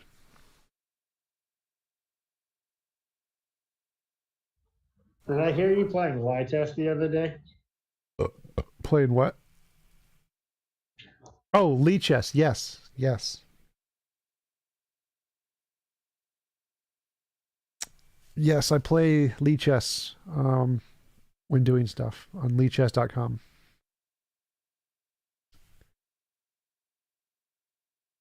Hey, Tom, are you gonna ever debate Jay Dyer again? Well, he blocked me on everything, so it seems unlikely, but I wouldn't mind. Gosh. Yeah, I was like on a server, I would sometimes pop it into his like open forums. Just like he would just take questions from the audience and I wouldn't do that. I don't do any of those. They're boring. Yeah, I asked him about like the whole because I think the Christian argument's that like God is beyond all categories or something. And I asked him how we can categorize God the Father, God the Son, and put them into these categories if he's like beyond all categories.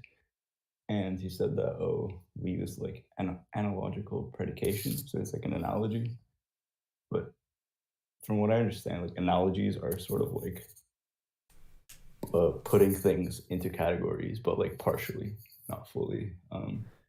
So, and he didn't really like have a response to that. So, and then, Yeah, and Jay I asked him doesn't. like how He doesn't know anything about philosophy, so he doesn't actually know how analogies work or how categories work. So I'm not surprised. Yeah, I asked him like how you can categorize God by saying that he's beyond all categories. Like, isn't that in and of itself a category as well? Yes. I don't know if he had a response to that either. Or I don't remember his response if he did. Jesse White. Oh, I remembered. I wanted to let you know that I thought your debate with Vouch went heavily in your favor. Thank you, Jesse White. I do too. Originally, I was heavily skeptical about the super straight topic, but I felt that you hit the nail on the head with each point Vouch tried to make, and I am a fan of both of you guys. Thanks. Appreciate it.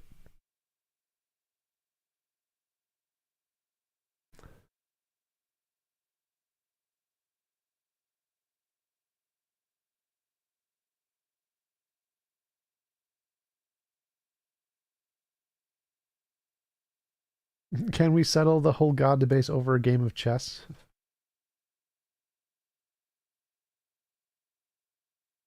I feel like Darth would just be like a pigeon on a chessboard and just shit on it and knock all the pieces over.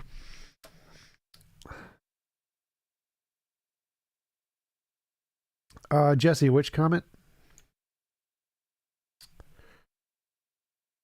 Which statement? The Vouch one or the... I read them both, yeah.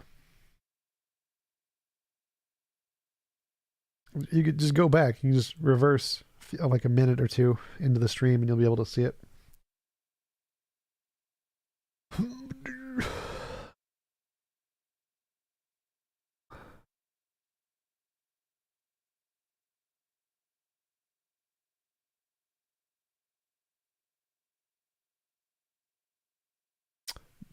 Yep, I commented on both of those. You can just scroll back like a minute or 2 minutes or something, 5 minutes, or just open the transcript.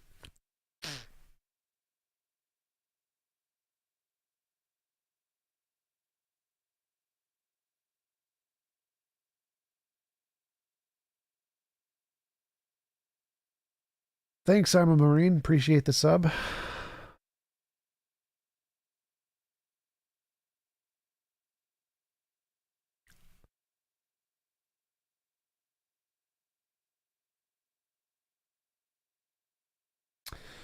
TJump, if you were to have a sub sandwich, what would be the ultimate toppings on it? Meatballs, cheese, Well, sauce. I can't complain about that one.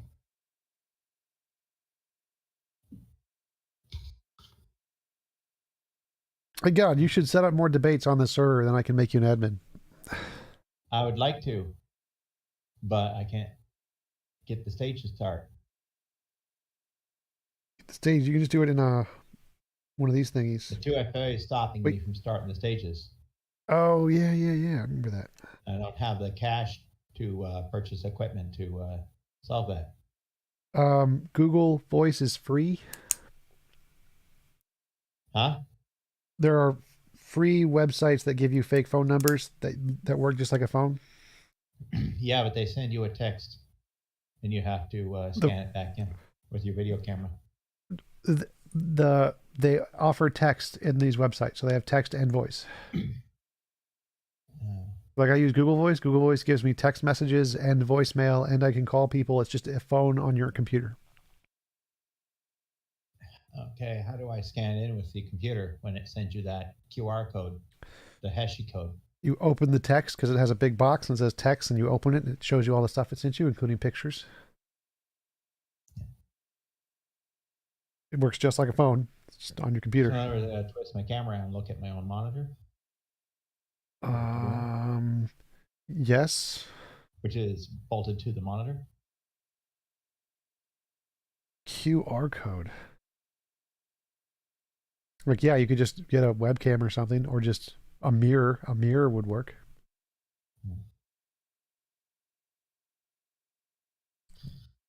Eventually, I'll get the money to be able to get a piece of gear. I want one anyways. I just don't want anything. I don't want to spend $600 to buy a decent device. It's going to be good for a few years. Yeah, I wouldn't spend $600 on anything. I wouldn't even buy a PlayStation 5 for $600.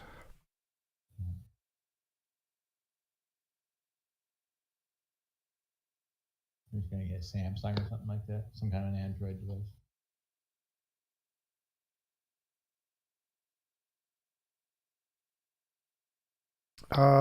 Garrick Austin, when you listen to Two Theists debate, what goes through your mind? To me, it's like two wrong answers arguing with each other, more or less. It's like Harry Potter versus Star Trek. Harry Potter versus Star Trek? Yep. Appreciate the super chat, Matthew, with the good luck, have fun emoji thingy. I like both. I'd probably have to go with Star Trek, though. So Jesse White, a few weeks ago, I saw TJump on a debate panel. I think it was with David Wood and two other debaters. David Wood, we debated one-on-one with David Wood. I did. I was on two panels at the Modern Day Debate Conference. One was on social justice, critical race theory with Destiny. And the other one was another social justice one, I forget. Second best Bob, thank you for the membership. Appreciate it. Star Trek wins. Second best Bob. I like Harry Potter better than Star Trek.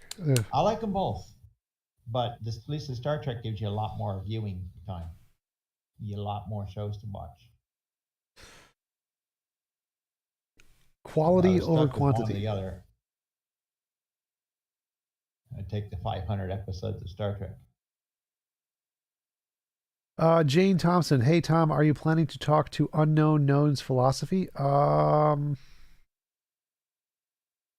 Maybe if he pays me $50, sure.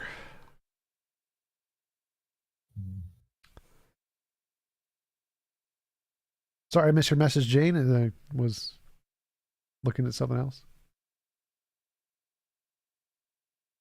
What house would you be? What house would I be?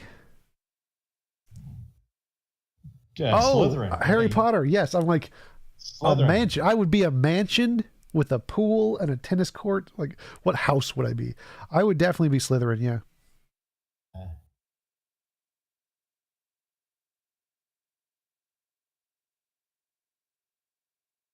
Slytherin is by far the best. How far am I from reporting the advice?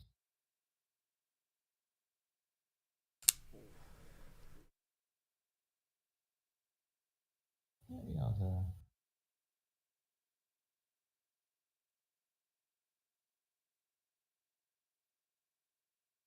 give me an incentive to force myself to do this. Give me that role so it'll give me an incentive to want to be able to make it work. Nope, that's not how it works. You gotta do the work first, then you get paid.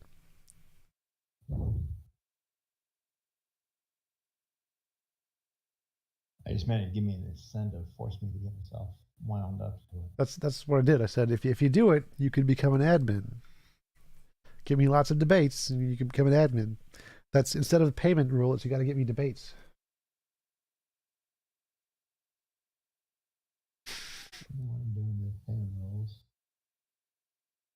I would not be Ravenclaw. I would be full Slytherin because I would be experimenting on shit. I'd be like magic and potions and doing all the kinds of crappy evil tests. Right. I would be into that shit. Yeah. You know, it's like Rectum Shenprom. Fun spell. Like, that was one of the things I was kind of disappointed with Harry Potter. Like, given how much awesome magic there is, nothing happened. Like, no one did any awesome magic. Like, even the big magic battles were kind of like meh. Like, there's so much stuff there, and like no one was ever using like real magic. Yeah, you are right, kind of. But the deep nuances are there of all the magic, though. If you were watching that, read the books too, so there's a lot more in the books. I've just come back in. What are we talking about? Harry Potter, apparently.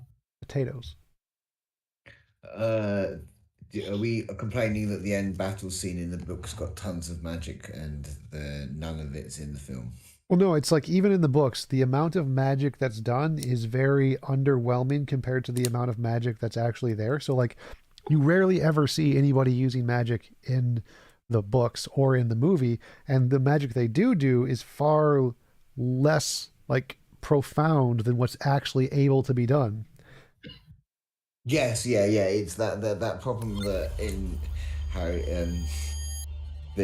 Potter is I listen to a podcast and they say that any wizard should just use this, if they want to defeat someone, just use the stupefy spell, and then get a brick. Well, no, it's better than that. Like, there's the potions that give you luck. There's those luck potions, whatever it's called. Yeah.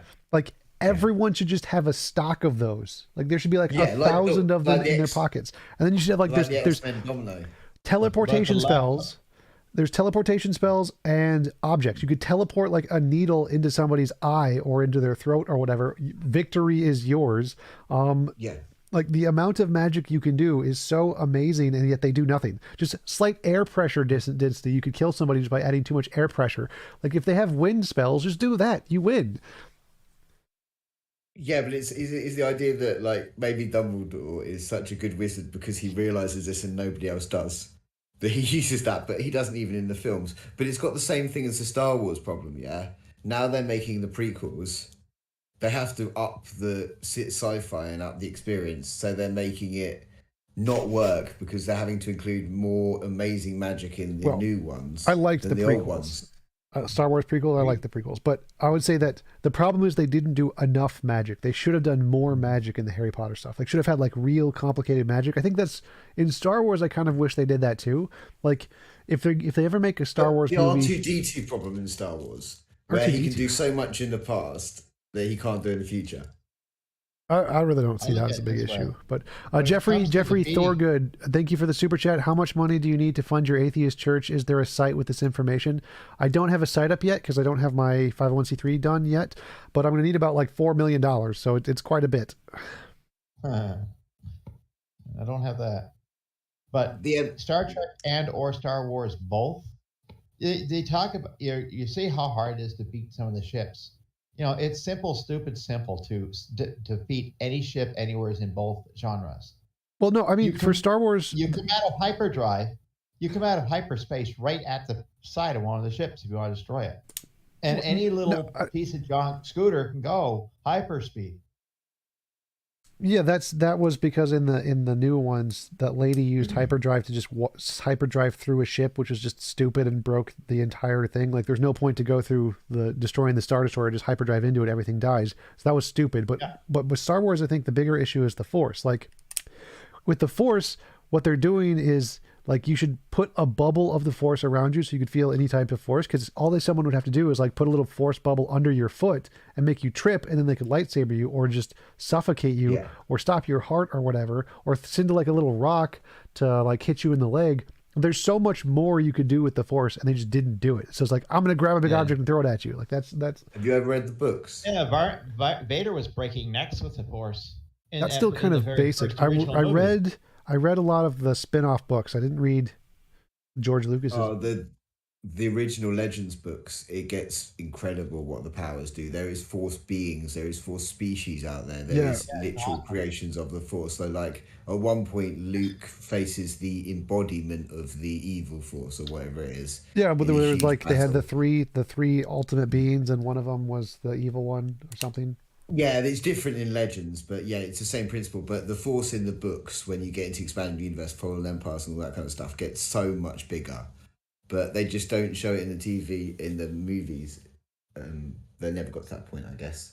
And I don't dislike I don't dislike the prequels. I think they're quite good in parts. But the fact is that, like, R2-D2 is flying in the prequels, and he doesn't in the future. I don't see that as a problem. Like, switches in technology, damaged parts, like, that's perfectly legit.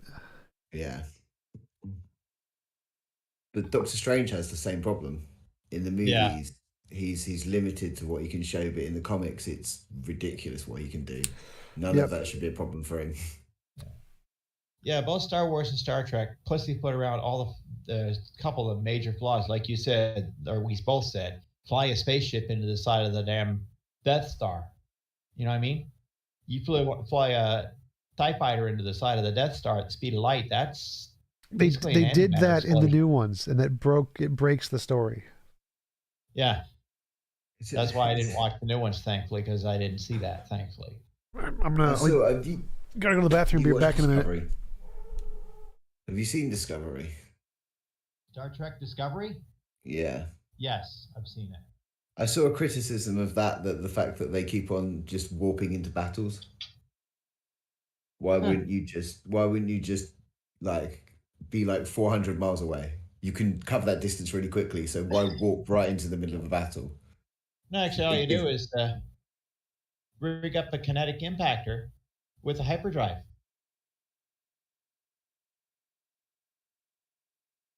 Who would win a fight? Sorry, I'm just That's all you reading need. stuff. Yeah. Just a big, strong, hard object made of the strongest material they got in their fiction, with a big ass engine on the back. Hyperdrive. Yeah, well, I think space battles is going to be an interesting thing if they ever do develop them, because there's a lot running on that. How you're going to catch someone when you're going warp speed? Exactly. You can't really destroy things, so they say, but warp destroys all because that's light speed. Yeah, I think that by the time they've left, if you don't already know where they're going, they're lost the moment they leave. Yeah, you'd have to intercept them somehow, and I don't know how you do that from the side below. But you have to be, you know where they're going, and they have to be kind of going towards you.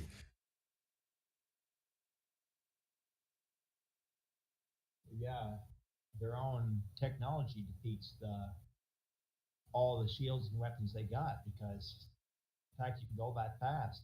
Use that to your advantage. That's how the Katakazi from Japan did it. The planes they were using at the end weren't worth fighting with. But if all you gotta do is not avoid crashing, you got a chance. No matter how junk is. Did the new Star Wars have bombers? Yeah, I heard about that. I've never seen one, but I've never seen the episode with it, but I've seen images of the ship, yeah. Were you guys talking about Discovery? Like, I hated that show. I tried watching it. It was like, she's such a Mary Sue. Like, literally in the first episode, she like kills the greatest warrior Klingon. That's like the first warrior for the battle by accident. Like, that's so dumb. I hated that show. That is in so many stories, though. The accident killing the greatest warrior or something. Like In a that. comedy, that's great. But if like it's a serious drama, that's stupid. That's the bad storytelling. No, I was saying there's one criticism that, like, in the new Star Wars and basically in the film, new Star Trek and in the films, they warp into the middle of battles. And why would you ever do that? It gives you no strategic advantage at all. Yeah, that's also a good, legitimate point. Yeah, because they're not warping into the battles, guns a blazing, torpedoes launching. They're warping into the battle and then starting to fight. Like, seriously? It would make more sense to warp the torpedoes into the battle and not go into the battle. You would never need to, like, if you could warp torpedoes, you would never do anything else, would you, really? As long as you had the coordinates to send them. Yes, you just warp in nukes. Just nuke warp, done, get out. You don't even need nukes. That's the thing. A dart made of unobtainium or whatever the strongest metal is, thorium, whatever. All you do is put a warp drive on it, like what's on the Millennium Falcon, and just send that careening through the battle at full speed. Just throw a few of them off, fire a few of them. Warp drives are cheap in that series, especially the small ones like that. Yeah, I think the whole premise of Star Trek being that they're an exploratory organization with no actual like literal military force. I think that's so unrealistic. I was like, that's the biggest, like that's not going to happen. Yeah, but it was Roddenberry, wasn't it? He was a kind of peace-loving guy, and it was just like, no, there would be a military force. There would absolutely be a military force. Would be the first force they sent out if they found aliens. Well, no, they would probably send the exploratory scouts first, and if the scouts get blown up, then you send in the military and just wipe them out. But there would definitely be a military. I don't. ASI Drock Pro. I think TJump means that if you had the Force, you could give Palpatine algorithms in sleep, but now that let me show you the fencing skills for 3 years. Not exactly. So my problem with lightsaber battles is that during lightsaber battles, using the Force, it would be more like a game of chess where you would use the Force to like lift someone's leg up so they'd trip, or use the Force to throw a rock from a distance, or use the Force to like send rocks up and then bring them down when they're not looking. It would be more like a complicated chess game of trying to like knock your opponent off balance so that you could get a killing strike. Whereas right now it's just throw a big shelf. Knock their lightsaber into themselves. Yeah, like to grab their lightsaber, to turn their lightsaber off when yours was going past. You do all kinds of shit. And then you would have to you'd have to create a force bubble around you so you could be aware of any usages of the Force in your direct vicinity so you could like counter it. But they'd like try to like Dune shields, basically. Yeah. So you would have those like a Force, you would use the Force as a shield. So if anyone tried to use the Force in your area, you could counter it to keep yourself alive. And then they try to use it on like the other side and do the same thing. That would be a much more amazing usage of the Force and to legitimize the use of lightsabers, which are totally pointless if you have blasters. But it would make sense if you're actually using the Force in that way. Yeah, thank you for the super chat, Matthew. Appreciate it. Yeah, they could even give a limitation on the Force, it's like you would in a video game, that you can only use it X amount. Yeah, for sure. Yeah, if you use, we're going to say you got 100 points worth of Force. Well, it'd be more like endurance. You just get tired. Others would be worth 3 points. Well, it'd be like endurance. You just get tired after a while. And you yeah, wouldn't be able to that's do what it. I meant. 100. Yeah, 100 points worth of endurance. Yeah. It's like if you look at people like the Stormtroopers and Boba Fett. If you had Force users, would you put them in armor like that? Yes. You know they would just. Well, no, that was the thing. Like you would have, if the Force was legit, you'd want them to be. You want no one to know that they were a Force user. You want to put like your Force users in the Stormtrooper suit, so no one would know that they were Force users, and they sneak up behind you and just kill your Jedis. No, I mean as fighting Force users. If you were fighting Force users and you knew that, would you put people in Stormtrooper outfits? Because surely they're crushable, they're bendable, they're a huge weight, basically, aren't they? I'd give them the most aerodynamic, flexible outfit spandex thing I could find. I don't know if that would make much of a difference. Yes. I don't know, like, unless you could have a force-resistant outfit, I mean, it literally wouldn't matter if they're crushing the helmet or if they're just crushing your head. So I don't think that makes much of a difference. No, the weight. He means the weight of the armor versus, say, a spandex suit. Well, I think the purpose of the armor would be like more like military gear kind of stuff. It's to protect you from not the force, but from other things. Yeah, but you're using the force, so you're going to be protected from whatever's coming in at you. The only thing that's going to defeat your force is the stronger force. Yeah, so I don't think bullets are useless. the point of a Jedi wearing the armor would be to like camouflage, not for protection. Oh, camouflage, yeah. But I mean, if you're doing it and you're not doing it where you require the armor for anything, just dump it and just obviously go lightweight. Javier, TJump, it will be more realistic than military organization joining the scientific advance in Avatar. Avatar was garbage. God, Avatar was so bad. Like the final battle, like we're gonna just pick up the C4 and fly it and push it off and just drop it, and that is the strategy. Like really, oh, that was so bad. I don't think it's like I didn't think Avatar was a horrible film. I just thought it was just so middle of the road. It's just the hero's journey kind of thing, and Pocahontas, and like, yeah, the visuals were quite interesting. Yeah, the visuals were awesome. It's just milk toasted film as a film. The writing was so bad. Oh my god, I hated that movie. Yeah. I'll agree with you on the story, TJump, but you got to admit the visuals for that were pretty fucking good, for their especially time. considering the time it come out. Second to Dave, how does a Jedi eat dinner? They use the forks. You think that sequel's ever coming out? Which one? The Avatar sequel that's been made for like 12 years. I doubt it. It's supposed to be released the same day as the second Aquaman is. Wasn't there already one?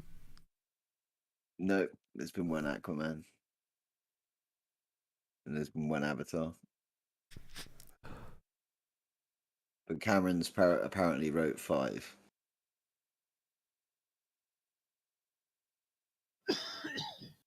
Five Avatar films for you to enjoy. Well, that is 1/10 of the number of Marvel Avengers movies. Do you enjoy the Marvel's Avengers movies? Yeah, a lot of them are really good. Not all of them. Like I don't like Captain Marvel. She sucks. Oh, come on, you're a male. You should enjoy her to suck. Come on. Don't. So I think that Doctor Strange is really good. Spider-Man's were okay. I really liked the original guy, the guy nobody likes. I like him. Tobey Maguire. I liked him as a Spider-Man. I liked the original Hulk better too. The guy who also nobody likes because he was an asshole on set. But I liked his Hulk. I like a lot of the old ones. The Fight Club guy. I'm so old. I like the old stuff. Oh God, I know his name. Edward Norton. Yes, Edward Norton. He was a good. I liked his Hulk movie. That one was fun. I don't have a problem with either the people who play Hulk, like the new one or Edward Norton. I enjoyed the visuals from Ghost I didn't Riders. like the new one. He wasn't serious enough. Like Edward Norton played it like it was a drama, like it was like this is serious. Whereas the new guy's kind of more of a joke, more like silly. Yeah, the Hulk's change, like the Hulk comics, and I'm a bit of a comic fan really when it comes down to it. The problem is the character's been goofy and been serious. Like now at the moment he's a tortured man completely, so might be more forgiving for that. Let's see what else. Captain America was pretty good. I didn't like Agents of S.H.I.E.L.D. That was kind of boring. I do like Iron Mans. The Iron Mans were great. I loved the Iron Mans. The stories were good, yeah. The acting was good. The graphics were good. All of those. Well, the first movie was phenomenal. The second movie was pretty good. A little bit extreme on the physics bending there, if you ask me personally, on the Iron Man. But take out how bad the physics were. The show was good. I'll give it that. But the physics were just so far out there that it didn't make sense. As you come in and hit the ground at half the speed of sound, sure, your suit's going to survive it, but kinetics are going to take over your body on the inside of that suit. You know what I mean? It's like you're in a car crash at 200 miles an hour with no airbags, no seatbelt. You know what I mean? So there's where it let down for me because I understand the physics. And it's like, You're not hitting the ground that hard, no matter what you're wearing. Stuff inside your body will move. Your brain will hit your brain case. No, I think we're going to find a scientific solution for inertial dampeners eventually. But for now, there is nothing like that, and there's no mention of that even in the being in the suit. That wasn't mentioned. Well, it's just the super Even in the technology. canon. You can. They don't literally need to explain everything about the technology. Like we need inertial Yeah, dampeners, but you would and mention that. I don't think so. I don't think so. Not Yeah. for Yeah. Marvel movies. For science movies, Yeah. yes. For Marvel movies, no. Yeah, Star think- Trek I think- has inertial dampers. I think it's understood in the Marvel universe that yeah, they do magic and shit. Yeah. Star Wars has gravity, but they don't have full inertial dampers quite the same way Star Trek does. So Star Wars is a little more enjoyable from the point of view of the fight because there's a little more risk because you don't have as much inertial dampers. So Star Wars wins there in the fight. I don't think that It's matters. more believable. I don't think that matters. Yeah. But the story in Star Trek is more enjoyable. But I like the visuals of Star Wars. I did just started watching the new Picard. I haven't done that one yet. What do you think? I'm gonna wait until it's all out. I think it's every bit of it. going more drama, and I don't like the cutscenes where it goes back and forth and like. Yeah. I wish it was more flowy and went straight to the story with less filler, but I understand that Okay. would make it a lot shorter. Hey Matt, So how's it it's kind going? Which Star Trek would it be the most closest to? The original Star Trek or Next Generation? Neither. It's not like any of them, or maybe No. like closer to the one with the black guy, Deep Space Nine something, Deep where it's Space more Nine. of a drama. Okay. Just give myself some warning going in. That's what I'm asking. Yeah. Could Elon Musk be Iron Man? Yeah, Elon Musk could be the Iron Man of the Hyperloop where it blows up and he dies. So you're like me. As far as you're concerned, that stuff's all nonsense. Well, I'm like Thunderfoot because Thunderfoot's like proven Yes. the physics behind it is just stupid. Yes. Yeah, he did Iron Man too. There is at least one of his debunking videos contains the scenes where Iron Man hits the ground and supposedly survives. Well, I don't see that as an issue. I think that when you're doing a Marvel comic or something, you're allowed creative license to add in new technologies like inertial dampeners and stuff, and that's fine. Yeah. Like, Yeah.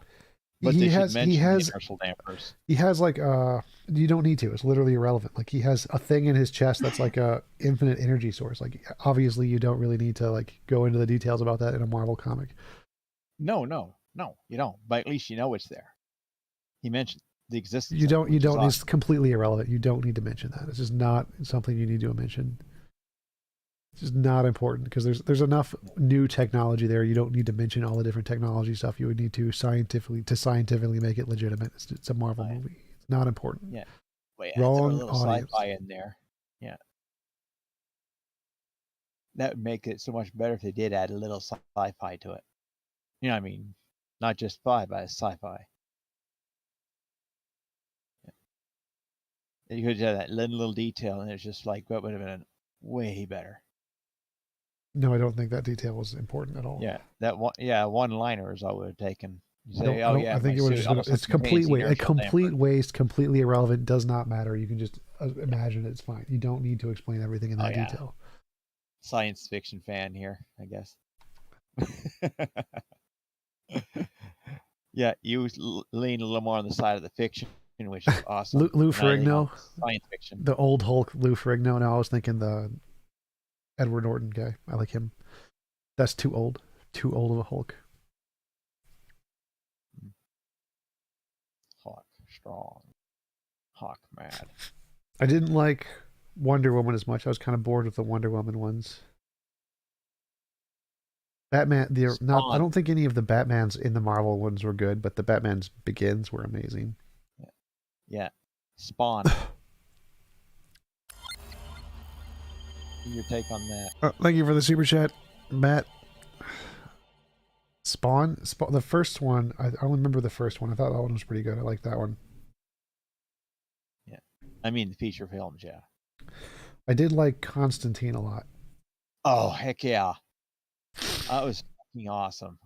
Oh, you don't want to get into this. I love Constantine. The American Keanu Reeves film. Yeah, which had nothing to do with the comics at all. It's the principle. It's the same. It's basically kind of every little basic bit is the same, whilst the whole thing is wrong. If that makes any sense. Well, There's I like don't. little things. I treat it as something completely separate from the comics, and it's a good film. I like it on its own. Oh, I agree. It's a really good film. I like the film. If it was completely detached to the comics, they're my favorite comics, I would be fine. But I have a little nagging thing because it's so close to the material, but loses it in so many different ways. Yeah, he's not a blonde British guy anymore. Yeah, but the problem is like he was brought up. His basis of him is in the Thatcherite era. Yeah. Yeah. And it was the comic that was based against the Thatcherite movement and the rich, and it basically loses all that in that film. Yeah. And I'm not one that says, oh, you shouldn't change the ethnicity or color or race of a character. Cultural appropriation. I get that, but some characters, it's so intrinsic, like making. Well, I think it was such a part. It's such an important part of the character in the comics that he's a funny British guy with blonde hair, and I think that part was it's a good part of the comic. Yeah. Whereas it was much kind of more of an asshole. Yeah. So I think that part of the character is really good, but I did like the Keanu Reeves character in that movie. It fit really well how dark it was. It's like you can make Superman not from Kansas, but when you do, if you don't make him from like that part of America, you lose something in the character or in that interpretation of the character that is so intrinsic to the character. Hey, Joan Chartier, I see your comment. I don't know. Are you in the chat, in the Discord somewhere? I don't see you in the Discord, but I can see your chats. Secular Dave, do you have a favorite worst movie? Something that you watched for whatever reason, despite it being terrifically bad. Battlefield Earth, I like that movie. That was the Scientology is fun. But let's see, Transformers. I like the Transformers explosions, even though they're not very good. I really enjoy Transformers, even though it's a bad movie. Which Batman is best? Kyle Barton. Batman Begins. Epic. Yeah, I've got hopes for the new one. Twilight, yes, the Twilight Batman. Oh, come on. He's not a bad actor. I've seen him in some good stuff. It's kind of like when you see Harry Potter in any other movie, you're like, oh, look, it's Harry Potter. And you see that guy, it's like, oh, look, it's the vampire boy toy. Have you seen there's a series in Vampire boy toy? That's from Twilight, the movie, the TV show Twilight movies. Other movies? Yeah. It's just the way you said that, vampire boy toy. That's exactly correct. It was a legitimately, factually accurate statement. Yeah, why do they dress so weird? Why is he so awkward if he's had hundreds of years to live? Why does he not know how to talk to women if he's had 100 years or like 500 years to live? Because it says, "Oh fuck it," and just takes them out permanently. Because it's written for teenagers, and so it needs to be relatable. And if they want to blend in, why are they all wearing white weird suits and got white complexions? You do something about it if you live for that long. But no, that Batman doesn't seem that the Batman. It does look quite good, and I know I've had my hopes dashed, but it does look quite good. My understanding is that actor was not a fan of the Twilight series. I don't think I any like of the them were. vampires from Lost Boys. Lucky Seven like Wolfen. vampires. Keanu Reeves is so wooden you could nail Jesus to him. It's a good joke, but I like Keanu Reeves. He is kind of a very wooden actor. His acting style is very Neo everything. That does seem to happen a lot. Like actors do one role and they're just always that role in every movie now because it's so popular. Jack Sparrow. Yeah, he can play against type. Like if you watch stuff like Ed Wood, but yeah, he has got in the Jack Sparrow version now, which is just Keith Richards. Yep. Who's the Harry Potter kid again? Bill S. Preston. Daniel Radcliffe. Daniel Radcliffe. There's a series he does for, I think it's Sky, where it's him and Steve Buscemi, and Steve Buscemi Yep. plays God. Yep, I've seen that one. That's quite good. That's quite good. I liked enjoyed that. I liked the first season. I wasn't a fan of the second or the third. I haven't seen them yet because like we watched it, me and my partner, and we were like, "There's a second season, and they're not playing God, and the whole premise has changed." I'm like, "No, I don't want that. I want more of the." Yes, the God season one was amazing. Yes, but then they went to like the West, and the West was just boring. And then they went. I forget what the third one was. Oh, it was the medieval ones. Yeah, they did a medieval one and a Western one. Yeah. What about Good Place? Have you seen that? I didn't watch that. No. That's quite good if you like kind of weird metaphysical kind of God concept stuff. What about Westworld? That's supposed to be really good. That one's too drama-y, cut in and out kind of a thing. Like I don't really like it when they do that. It needs to be more realistic. Yeah, for me it's realistic or funny. Those are the two ones. Matthew, you have a question. What is your opinion on Batman cartoons? Pow, kapam. I like the anime. I like Batman. What is it? There's a future one where he's like a little kid and there's like the splicing with the genes and the animals. Batman Beyond. Yeah, Batman Beyond. I liked that one a lot. That one's really good. There's Bruce Timm, which is the 80s cartoon one, or the 90s cartoon one. Yep. Which is quite good. And then they're redoing now. I think that was my favorite Batman cartoon, was that future-y one. That's that's not even Bruce Wayne. That's Terry McGinnis. Yep. But I was into the earlier Batman ones, the ones that came a few seasons before that. The song was like dun dun dun dun. It's like the that's song. the 80s. That's the 90s. Sorry, that's the 90s. That's a Bruce Timm Batman. Yep, that's the They're one. redoing that. I liked that one a decent amount. He's got a commission to do another series of that, but an older, like an adult-y version of it. Yep, So that it's was gonna have the same thing. Mark Hamill. Mark Hamill Joker. Yeah, Mark Hamill. Yeah, it was originally not going to be Mark Hamill. It was going to be the guy who's in everything, deep voice, Frankenfurter from Rocky Horror. Yep. Oh, what's his name? He's a famous actor. You've never seen Rocky Horror Picture Show? Yeah, I have. I know. I think you're talking about the guy who was the main guy. Yep. I remember his face. It's a very silly face. He was a bad guy in like a Robin Hood or something, or No, Alan Rickman's Robin Hood, but No, thinking. no. What was his name? So I know he's a bad guy in something, and it was hilarious. Tim Curry is his name. Tim Curry.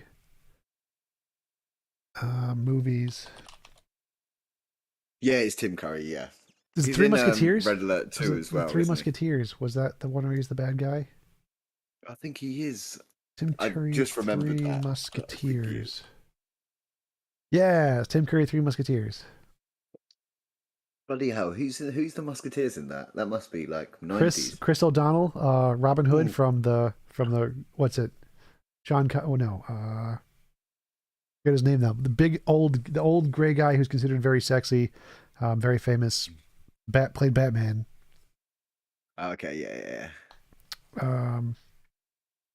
But the Kiefer Sutherland, he was. I like Kiefer in a lot of things.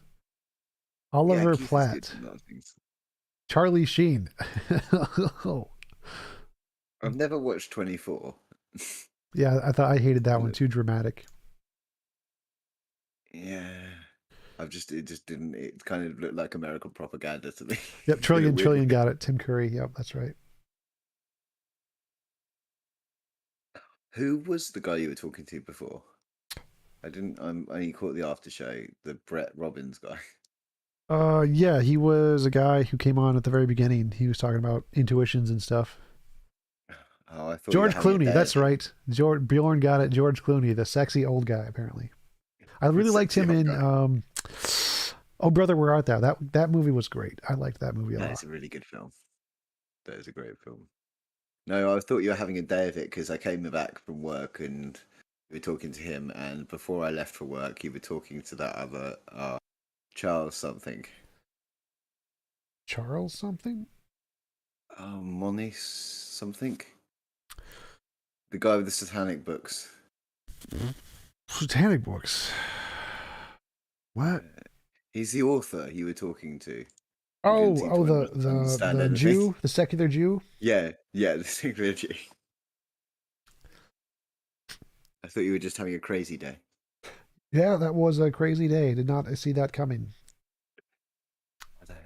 I don't think anyone did. It was very entertaining, though. That's you just got to go with the flow. Just be like, if the unexpected happens, just keep it going. The show must go on because sometimes it's fun. Simply It's Secular weird 'cause Dave, have you seen the Back to the Future series? Yes. Any ideas on the flux capacitor?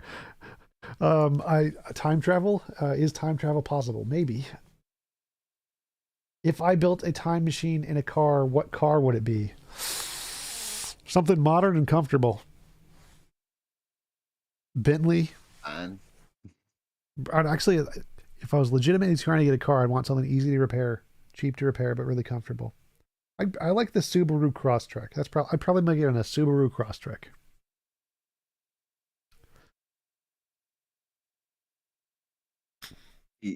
Yeah, because after I watched it with you and I spoke to you before, it auto changed the video with you, and I got you and Jay Dyer, which was a completely different conversation. Yeah, that was good. That one was just like, he would not let you speak for more than 10 seconds. It was amazing. Yeah. He seems very angry as well. He definitely was with me because I kept telling him he was wrong and stupid.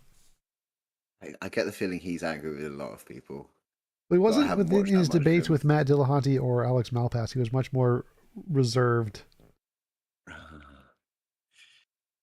I don't watch much of Matt's stuff anymore. I just haven't really in a little while. Yeah, I don't think I ever watched. I think I watched some of his debates early on, but I never really watched his call-in show. Banana Republic. Have you seen The Prestige? Yes, that was an amazing movie. Christian Bale and Hugh Jackman. And I also saw the other one with the Edward Norton, who did a very similar show, The Illusionist. So yeah, The Illusionist and The Prestige are both really good. Yeah, one's Christian Bale. Which one's there's Christian Bale, and then there's Prestige. Song and Dance. Yeah, and then there's Song and Dance Man, which is Hugh Jackman. Hugh Jackman. They were in the same one, I think, and then there was another one which was Edward Norton. John Cusack or Edward Norton. And John, not John Cusack. What's John Cusack? The Cap was, or I just get those two confused.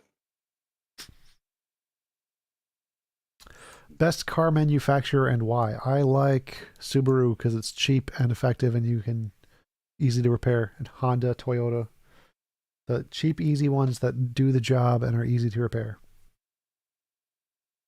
If time travel was possible, what moment would you care to witness? I would go to the future. I would keep going to the future until we get to the highest technological point.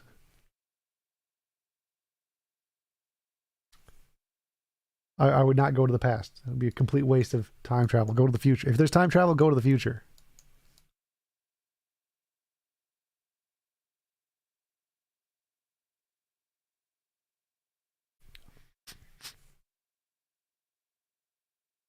Install a flux capacitor on the chair. Yes, that's correct.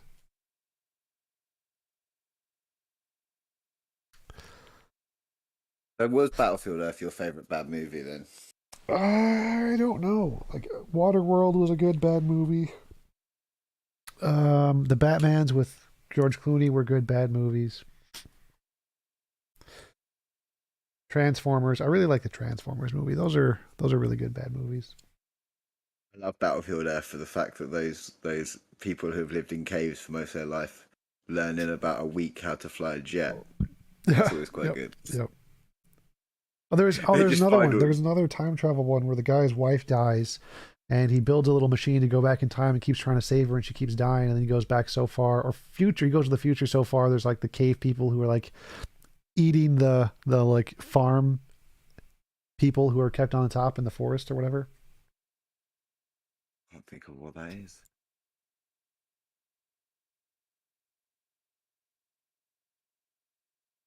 The bad guy See you from later, one TJump. of the Gotta go. the bad guy was in one of the Die Hard movies. Hey Ed, how's it going? A lot of negative views in Clubhouse on your views. Better get in there and straighten out their ideas. What film have I watched the most times? Asked Carlos. Probably Harry Potter.